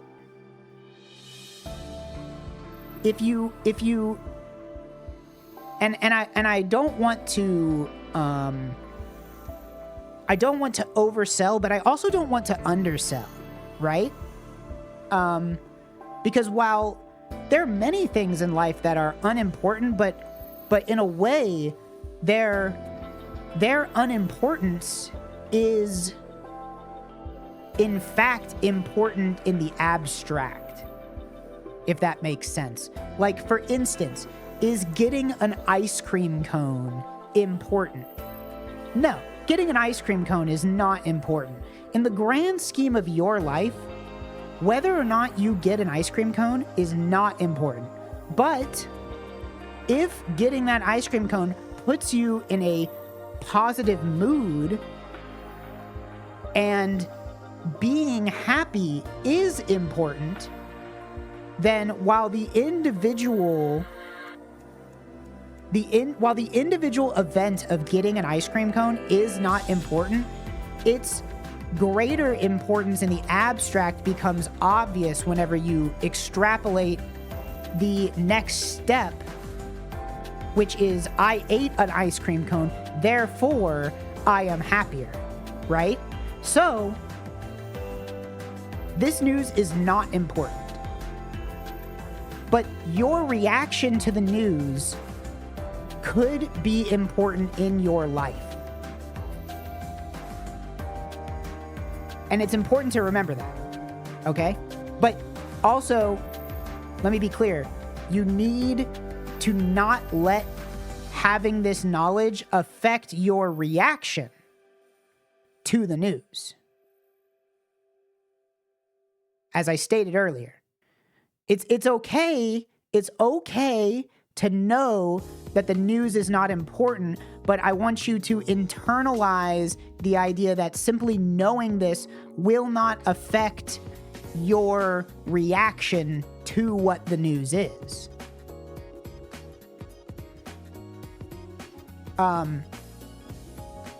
So This is not pre-recorded. Yeah, people saying pre-recorded in the chat, factually incorrect. This is not pre-recorded. So it will be recorded at some point. Twitch does record the VODs. This will be on YouTube. It will be uploaded to the VOD channel, which I don't run, but is very graciously ran for me by Casey Ann. Thank you very much. Shouts out. Or maybe it won't. I don't know. I don't control her.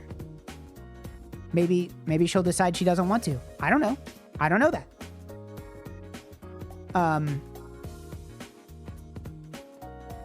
Are you even allowed to pre-record things on Twitch? I feel like for a while there they were saying that, wasn't there like a rule? Or no, it's like you have to I think there's a box you check that says like this stream is pre-recorded. So the fact that you think I would pre-record something for the stream and then not disclose that information shows that your opinion of me is so low that you think I would purposefully sidestep the rules and guidelines set forth by the twitch.tv EULA.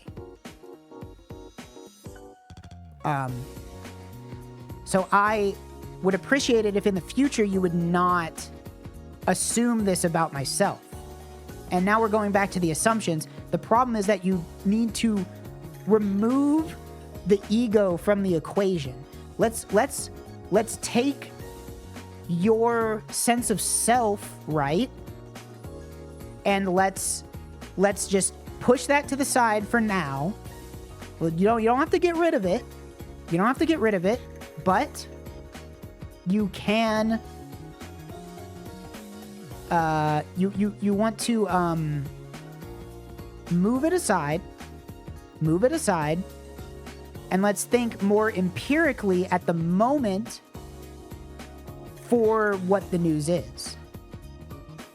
You know, let's suppress it for now so that we can focus on the news.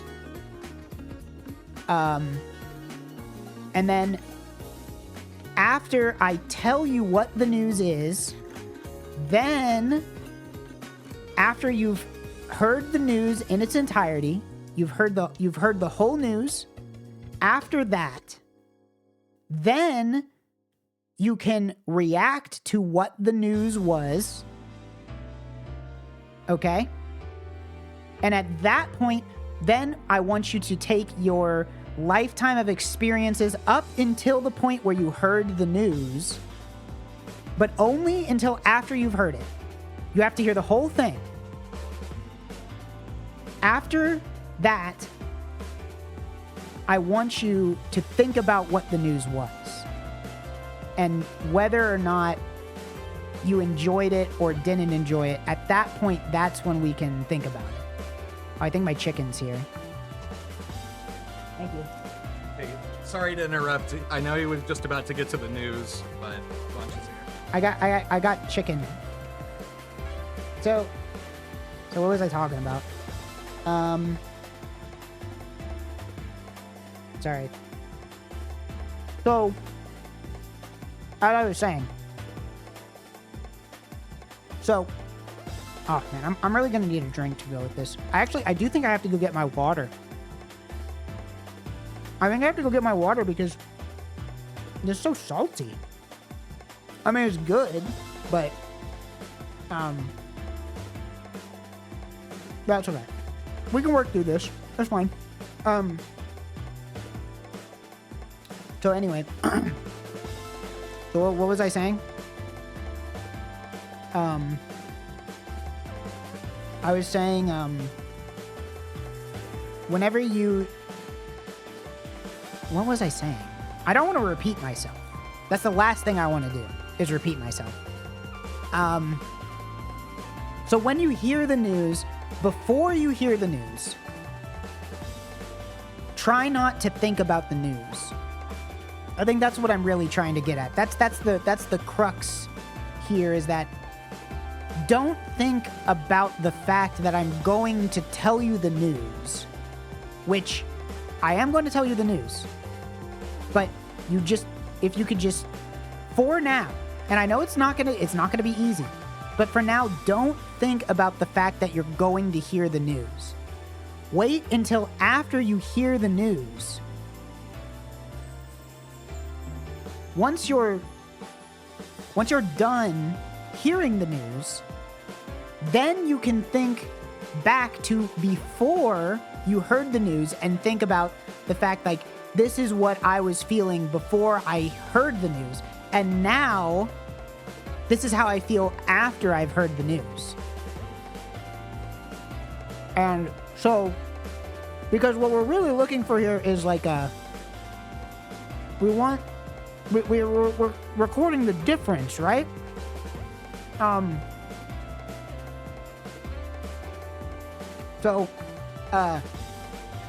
It's the difference between what you were feeling like before you heard the news and what you were feeling after.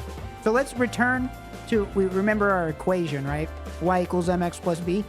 So now what we're doing is we are taking, we are trying to find the difference that b is providing, right? So before the news, y equals mx, b is 0. You haven't heard the news yet, but you're also not thinking about the news either. So that's before you heard the news. During the news, we're not thinking at all. There will be no thinking during the news, okay? I think that's important to remember, is that it's very important while you hear the news, you don't think about the news. You wait until the news is done being told to you, and then you think about what the news was. So I'm not going to repeat myself. Okay? So I hope you remember that.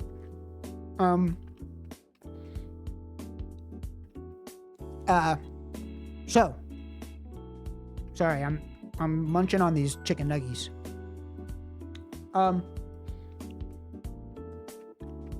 Anyway. So about this news. So,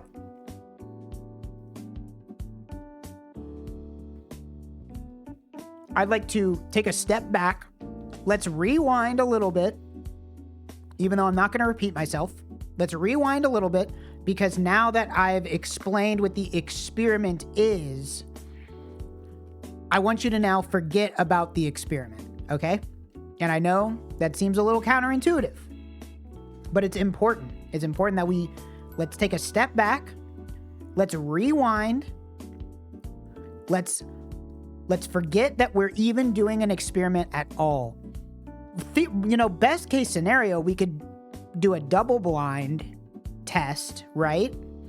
Where maybe I tell half of the people the real news, and I tell the other half of the people not the real news, and then by comparing those two, we could figure out which news was better.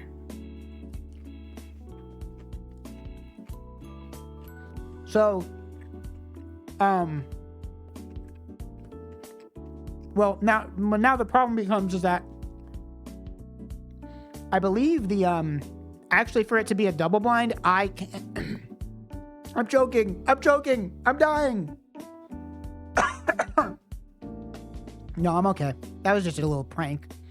And I'm sorry for pulling a prank on you. Anyway. I think for it to be a double blind, I also have to not know what the news is. And that's just impossible. I can't forget this news. This news is locked in my brain. I will never forget. In fact, I'll probably never even forget the moment that I learned the news in the first place. Because I remember I was looking online. I was looking at Discord when I saw the news. And I think at this point, I'll remember it forever because I then went and I turned the stream on and I said I was going to tell you guys the news. And then I talked about all kinds of stuff. So basically how this is going to work is that pretty soon I'm going to tell you what the news is, right? And I'm sure we're all going to have a great laugh about the news. Except it's not really funny. The news is not really funny. So I'd like you to forget that I said that, because the news is not funny. It's not sad, as I stated before, and I'm not going to repeat myself. The news is not sad. It's interesting, but not important. Remember that. Remember, it's not important, but it is interesting. It's not funny. Actually, it's a little funny. I think Holly's right. I think the news is a little funny. It's not funny in a vacuum, though. It's only funny whenever you... The circumstances surrounding the news is funny, right? Or not surrounding the news, but the circumstances within the periphery of what the news is about. If, for instance, like this news, let's say that this news is about topic X, you know? I want you to imagine a word cloud, right? And in the center of the word cloud is the news. The humor of what the news is lies in the... I'm dying, dude. Talking while eating is bad for you. You shouldn't do this. This is extremely dangerous. Especially with no water. I ran out of liquids to drink. But I can't stop. Anyway. What was I saying? Imagine a word cloud. The middle of the word cloud, the biggest sentence in the word cloud is the news. It's not literally the word news. But it is the news that I'm going to tell you after I'm done explaining this.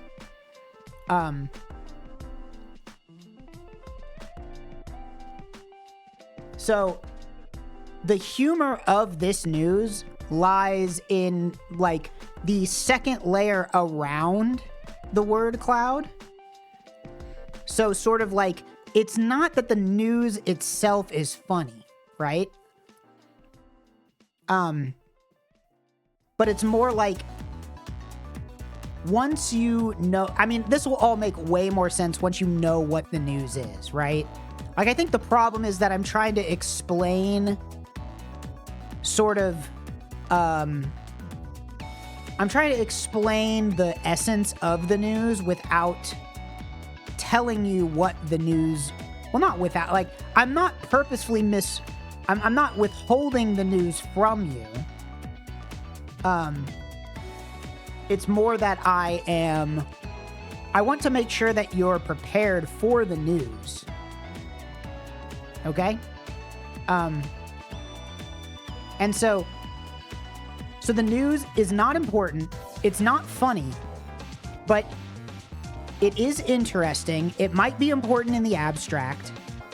It is potentially funny when you think about the circumstances surrounding the news. So, what was I saying about before? I came up with the word, I said the word cloud thing, and then, right. I was saying that the news isn't funny, but I'm not going to repeat myself. But, I'm almost, hold on, this is my last chicken nugget. So basically, I think that,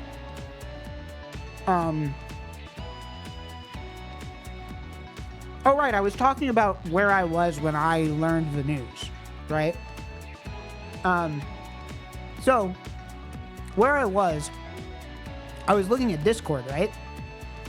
After I got out of bed and I looked at my phone for about half an hour. And so I went and I took out my retainers and I walked back into my bedroom from the bathroom. And then I went out, I made my coffee. I cleaned the coffee machine. I got my cats some treats. I went on my computer in the living room and I didn't really do anything. And then I left and I went upstairs. I said, okay, time to stream. It's about 9:30 at this point. Oh, no, I'm sorry. It was closer to 10, I think. Because I woke up at 9 and then I dicked around on my phone for like half an hour. So then it's about 10. So in fact, you know what? I can check in the Discord because I did say what the news was in the Discord. So it was 10:04. So at 10:04 is when I saw the news, right?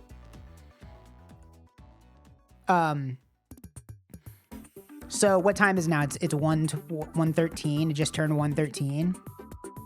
So I got the news. I didn't get it. I wasn't looking for the news. The news just kind of happened to me, right? Sometimes you're not, I wasn't like waiting. This wasn't something that I anticipated, I guess is what I'm trying to say, right? This wasn't something that I was looking forward to. This was a complete surprise. I did not know that this was going to happen. So at 10:04, I saw the news. I posted it in our group chat. I was like, wow, look at this news. And then some of my friends were like, whoa, that's crazy, right? And so I'm like, wow, this news is so cool because this is cool news. Again, it's not funny. It's not important. It is cool, though. I think this is very cool news.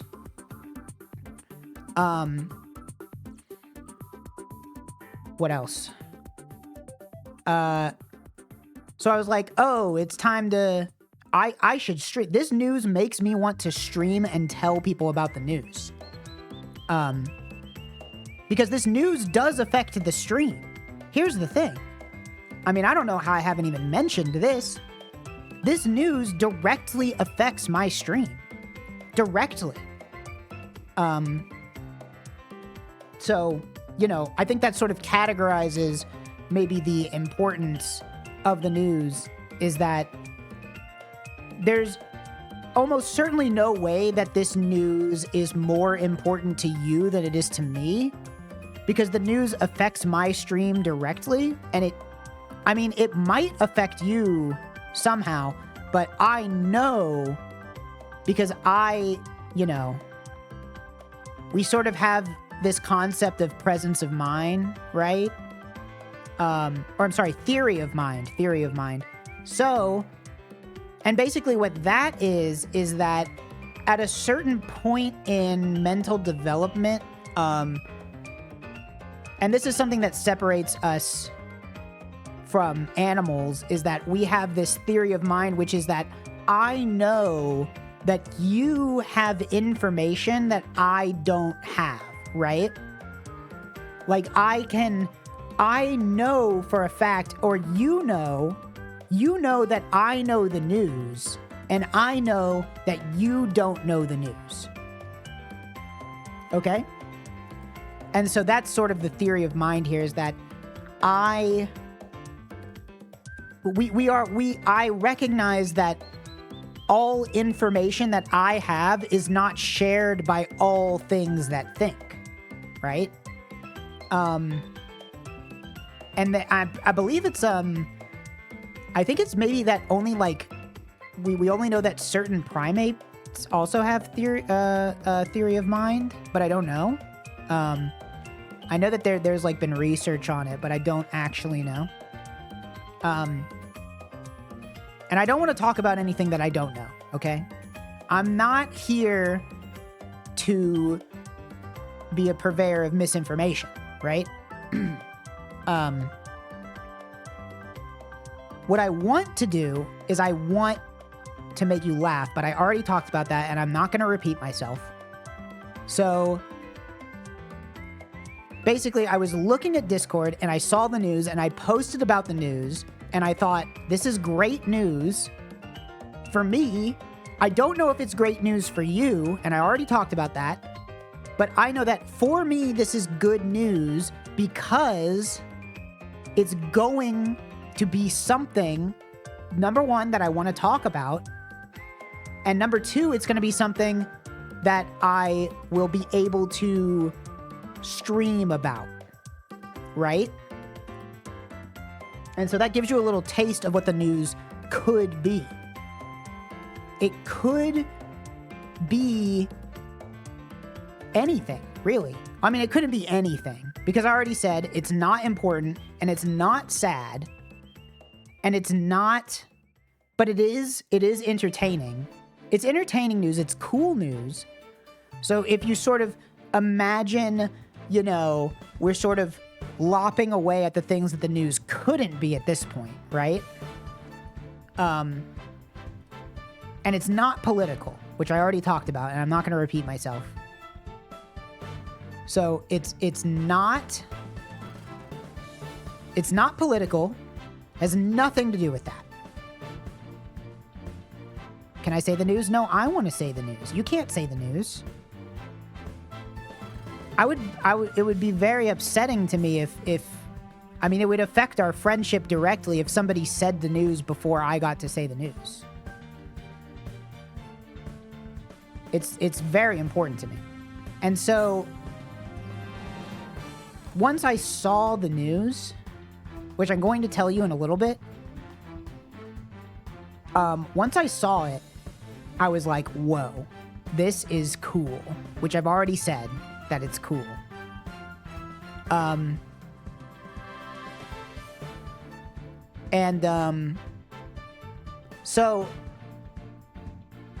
So I saw the news and I was like, whoa, that's awesome.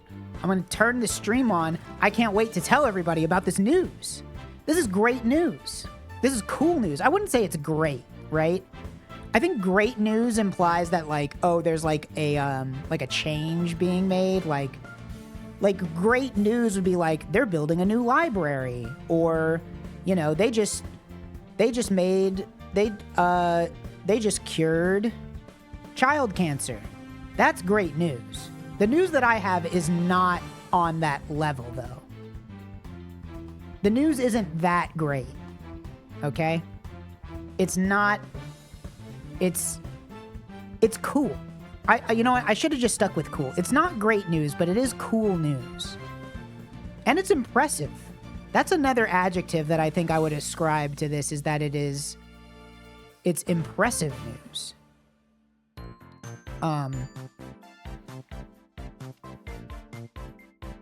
And that news is that it's, sorry, I'm pulling up.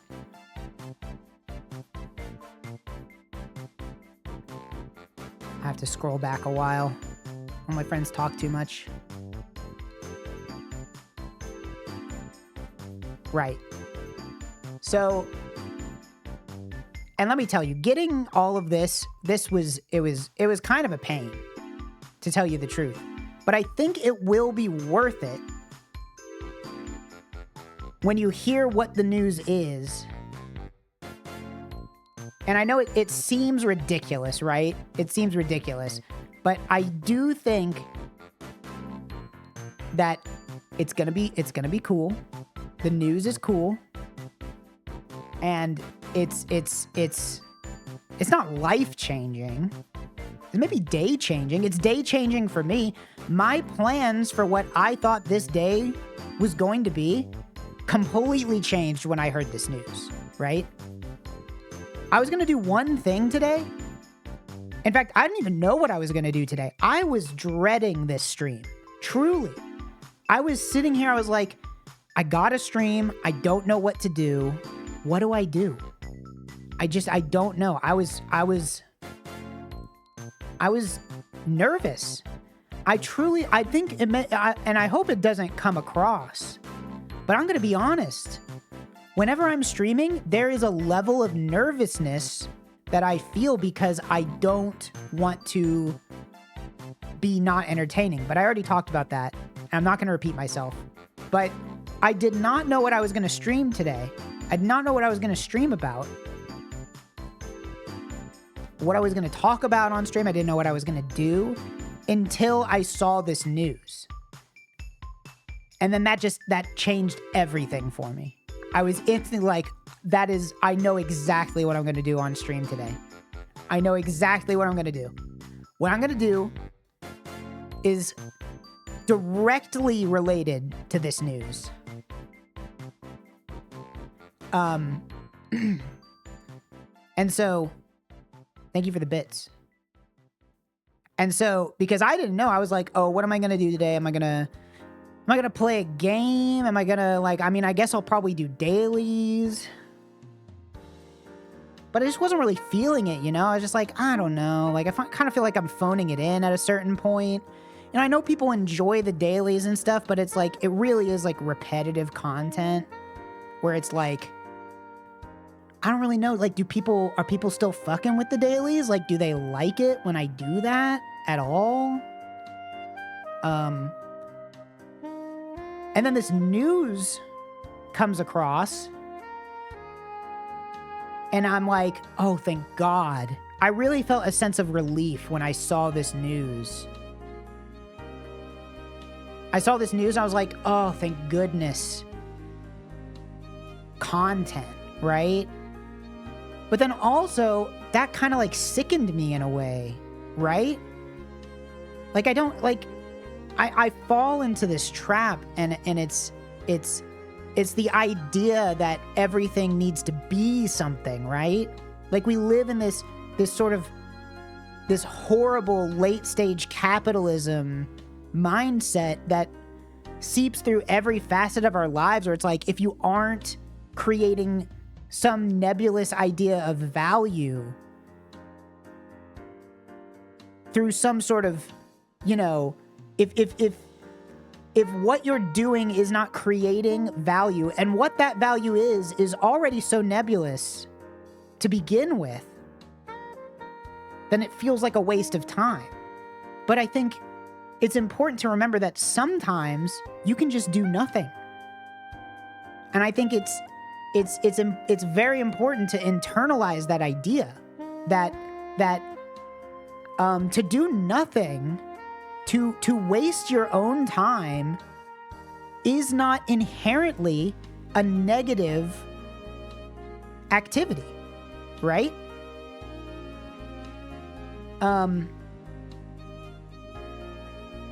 And that's kind of I don't want to fall into the trap, right, of being oh, everything I do on stream, it's got to be bam, bam, bam. Something always has to be happening.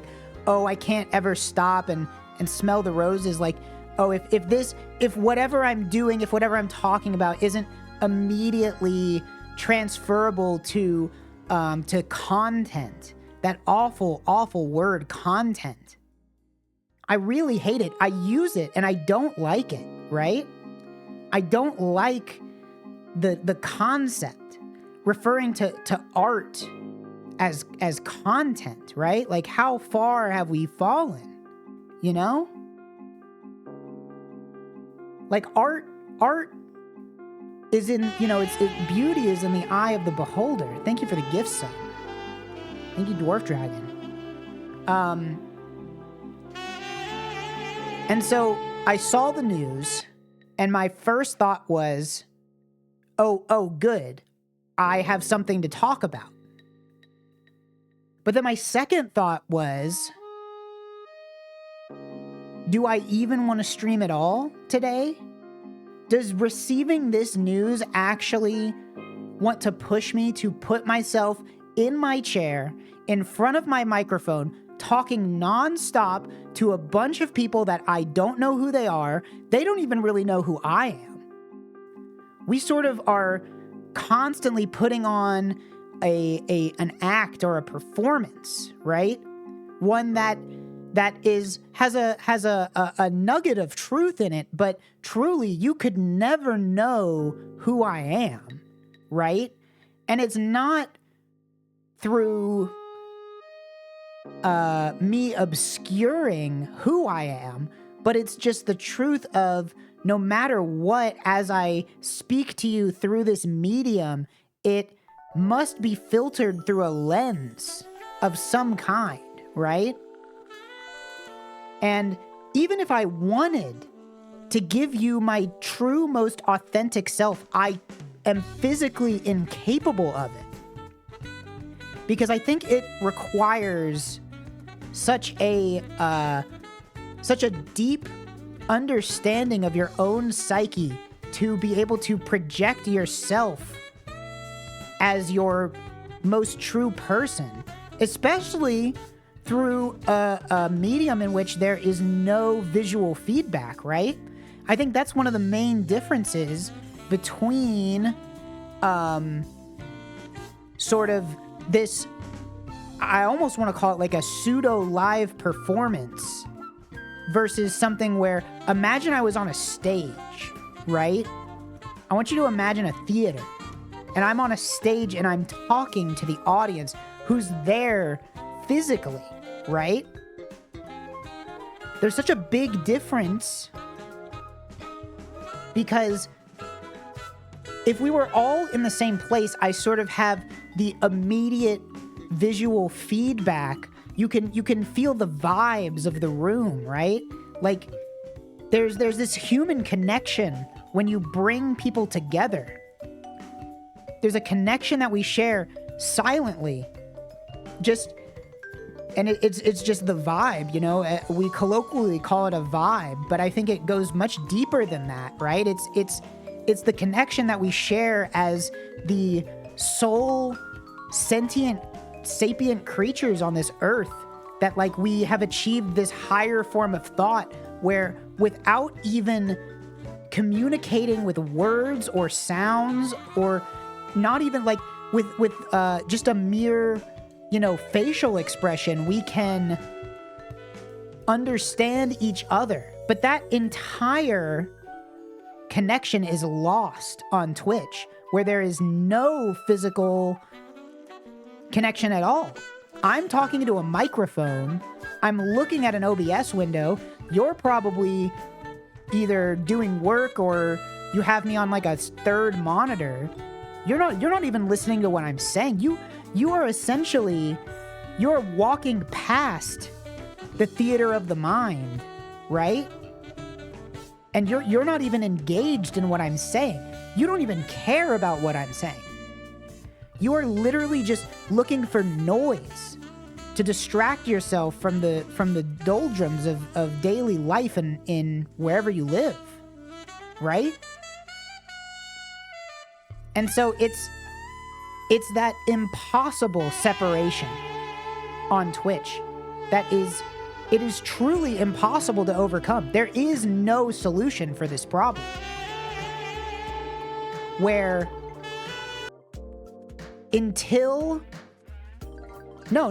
not even until. I'm going to say it here. I'm going to say it here now, and this is not the news. But this is an impossible problem to overcome, right? And it gives Twitch this specific vibe of, it almost puts up like a veil where I can be a different person because I'm not being perceived, because the people listening and watching this are just text on my screen. I can pretend like you don't even exist. I have to cognitively, I have to stretch my mental muscles in order to remind myself that there are real people typing on the keyboard. But I already talked about that, and I'm not going to repeat myself. So basically what I'm saying is that when I stream and I say something like I have news to share, and I get you ready to share I get myself ready to share the news, and I get you ready to receive the news, when that happens, it cannot be a true human connection. There is no possible way for me to truly connect on a human level with you. And I'm sorry, but that is the truth. It is an insurmountable truth of this platform. And so at the end of the day, it doesn't matter what the news is, because whether or not you react positively or negatively to the news, at the end of the day, I can't be in your head. In fact, the news is so unimportant. There doesn't even need to be news. The news is ancillary to the main human problem of connection, right? And that's the real meat and potatoes of the problem, is that we cannot connect through the internet. It will forever be a barrier, a mental barrier and a physical barrier in the form of screen-to-screen communication. So forget about the news, because it doesn't matter. It's not important. The news could have never existed. Okay? The news should be so far away from anything you're thinking about that you shouldn't even be thinking about it at all. And I already told you shouldn't be thinking about it because it's going to mess up the experiment. And by reminding you of the experiment, it has thrown a wrench into forgetting about the experiment. So I'd like to apologize for that. But if you can just go back to forgetting about the experiment and forgetting about the equations and forgetting about the word cloud and forgetting about what I do in the morning, let's forget about the Three Stooges. Let's forget about Ben 10. Let's forget all of that. And let's focus on one single thing, okay? What we're going to focus on is that I have some news, okay? I have some news for you. I have some news for all of you. All of you that I'd like you to know, my eyes are closed. I have initiated a theater of the mind. I'm standing on a stage. Every single person in chat is sitting in a chair in the theater in front of me, okay? And I'm going to tell you the news soon, okay? And when I tell you the news, I want you to enter the theater of the mind with me, okay? And you're sitting in the audience, you're looking at me, I'm on the stage, I have a spotlight on me, I'm holding a microphone. When I tell you this news, mentally, I want you to imagine yourself standing up and applauding this news. Not because the news is important, because it's not important, and not because the news is sad, because it's not sad, but I want you to participate in this this sort of game that we're playing, because I want you to, for 1 second, really try to feel a true human connection between me and between you. And it's not the real me, and it's not the real you, but we can look past that and try for just an instance to just feel that connection, okay? All right. I want you to remember that, okay? I'm going to tell you the news. The news is here. We're entering, let us all enter.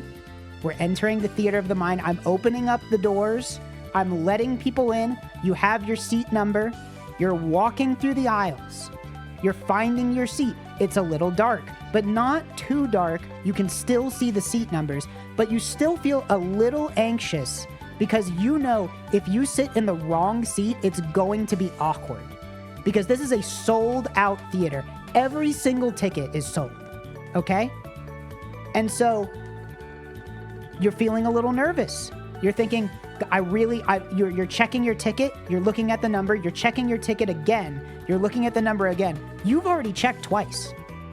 And it's been the same number both times, and you know you're right. But despite that, you check a third time. You check the number, you check your ticket, you say, okay, I'm safe.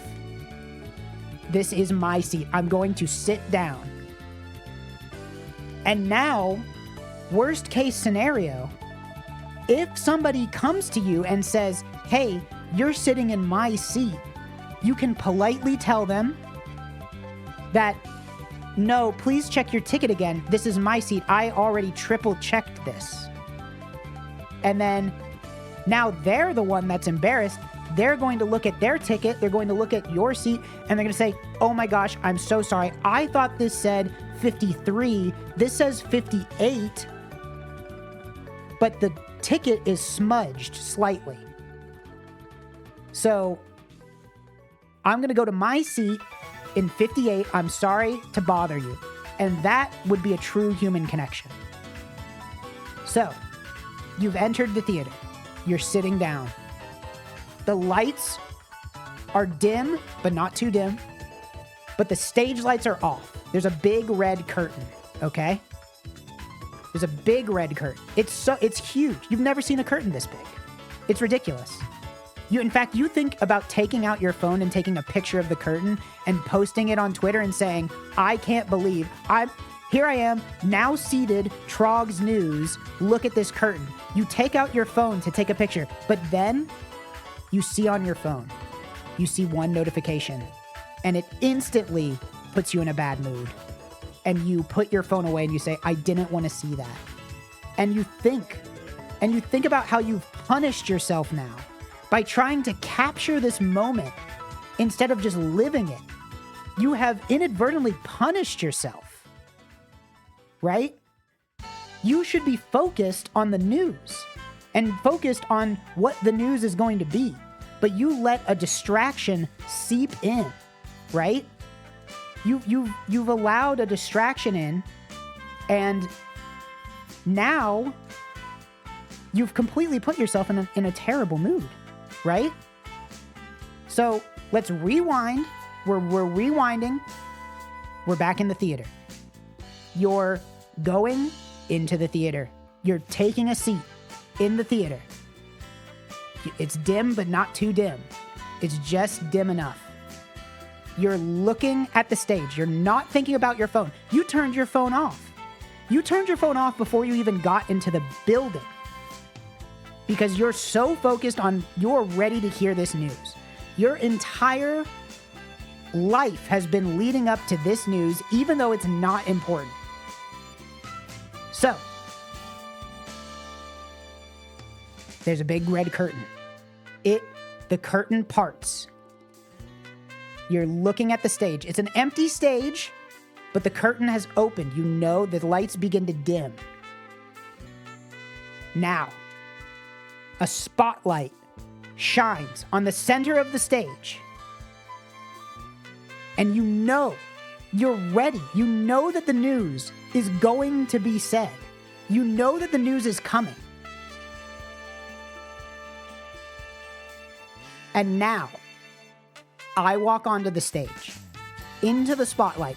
Nobody applauds because you know that this isn't about me. I don't need the applause. I'm not important. I am the vessel for which the news is to be told to you. I am not important. The news is what's important. So no applause. No applaud. Nobody claps. You are watching me walk onto the stage, knowing that I am nothing but a vessel for the news. I take the microphone off of the stand. I have a sheet of paper with the news written on it in my hand. And I look down at the sheet of paper, which has the news written on it, and I make sure that I get the news right. It's completely silent. And I look up out into the crowd and I say, thank you for coming to the news. Welcome to the news. My name is Trog, and I'm here to tell you what the news is today. Once again, nobody claps because everybody's focused. There's no cheering because everybody knows this is important. And it not only is it important to hear, but it's important to internalize and to remember. And to remember, we're doing this theater of the mind in order to remember the human connection, because you're going to feel something when I tell you this news. So, I say, thank you for coming. Welcome to the news. I'm going to tell you the news now. You're on the edge of your seat, even though you know the news is not important. You can't help it. It is a natural human reaction to be so anticipatory for something that you've been building up in your mind, even though you've been told it's not important, and it's not sad, and it's not political, and it might be cool, but it might not be important or interesting at all. But you can't help it. It's a natural human reaction. So, I look out into the crowd, and I look at everybody, and I say, here is the news for today.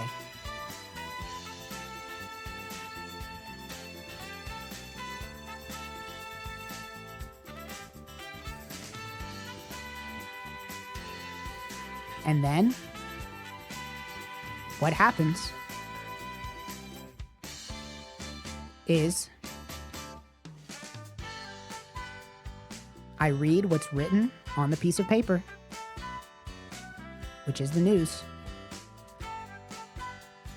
And that news is that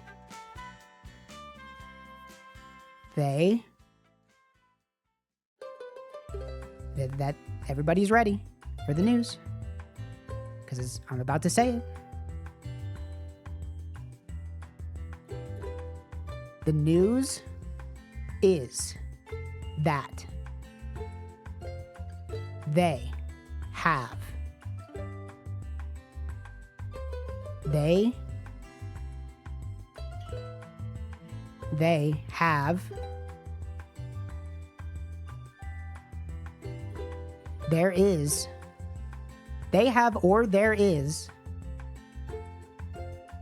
there is a, it's singular A, there is a, and you can feel the energy in the room is electric. Nobody is saying a single thing. People are sweating. You can feel yourself getting lightheaded. They turned the air conditioning off. It's 102 degrees inside. There's so many people in this room that if a fire marshal walked in, I would get arrested. I would instantly be jailed. It's 102 degrees. But everybody is ready. They're staving off heat stroke just to hear this news, which is that there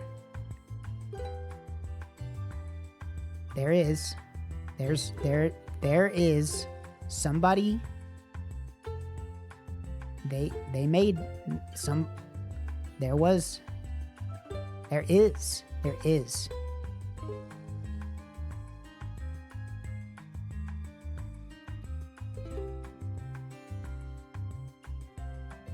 somebody, some crazy person out there, some absolute crazy person, they made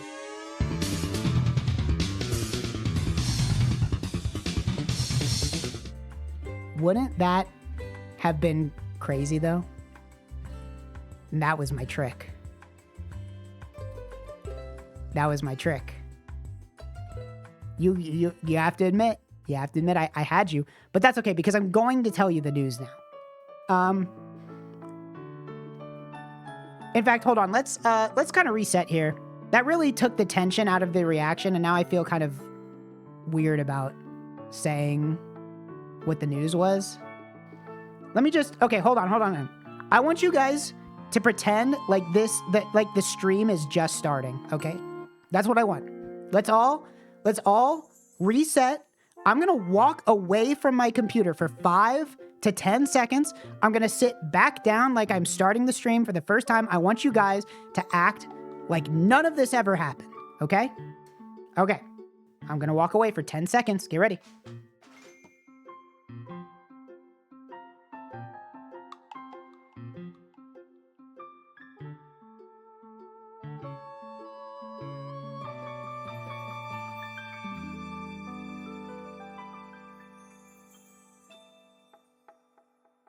Hey everybody, what's up?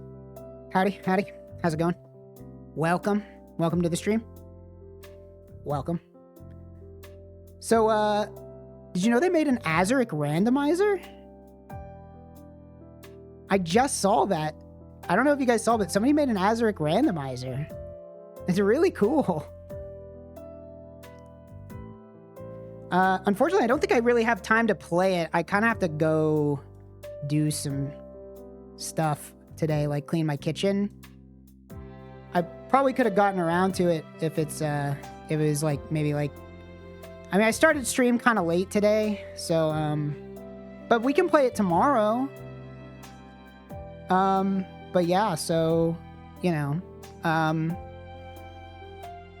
any of my friends streaming? Let's see. Anybody live? Yeah, looks like Holly's live. I think I'll send you guys over there. Okay. Well, hey, thanks for watching, everybody. I appreciate it. Oh, you know what? Yeah, yeah, I think I'll just send you guys over there. So yeah, thanks for watching, everybody. I appreciate it. And that's about it for me today. All right. Okay, well, thanks for watching, everybody. I hope you come back tomorrow. I'll be playing the Azaric randomizer. That'll be pretty fun. For now, go check out my friend Holly, who's streaming.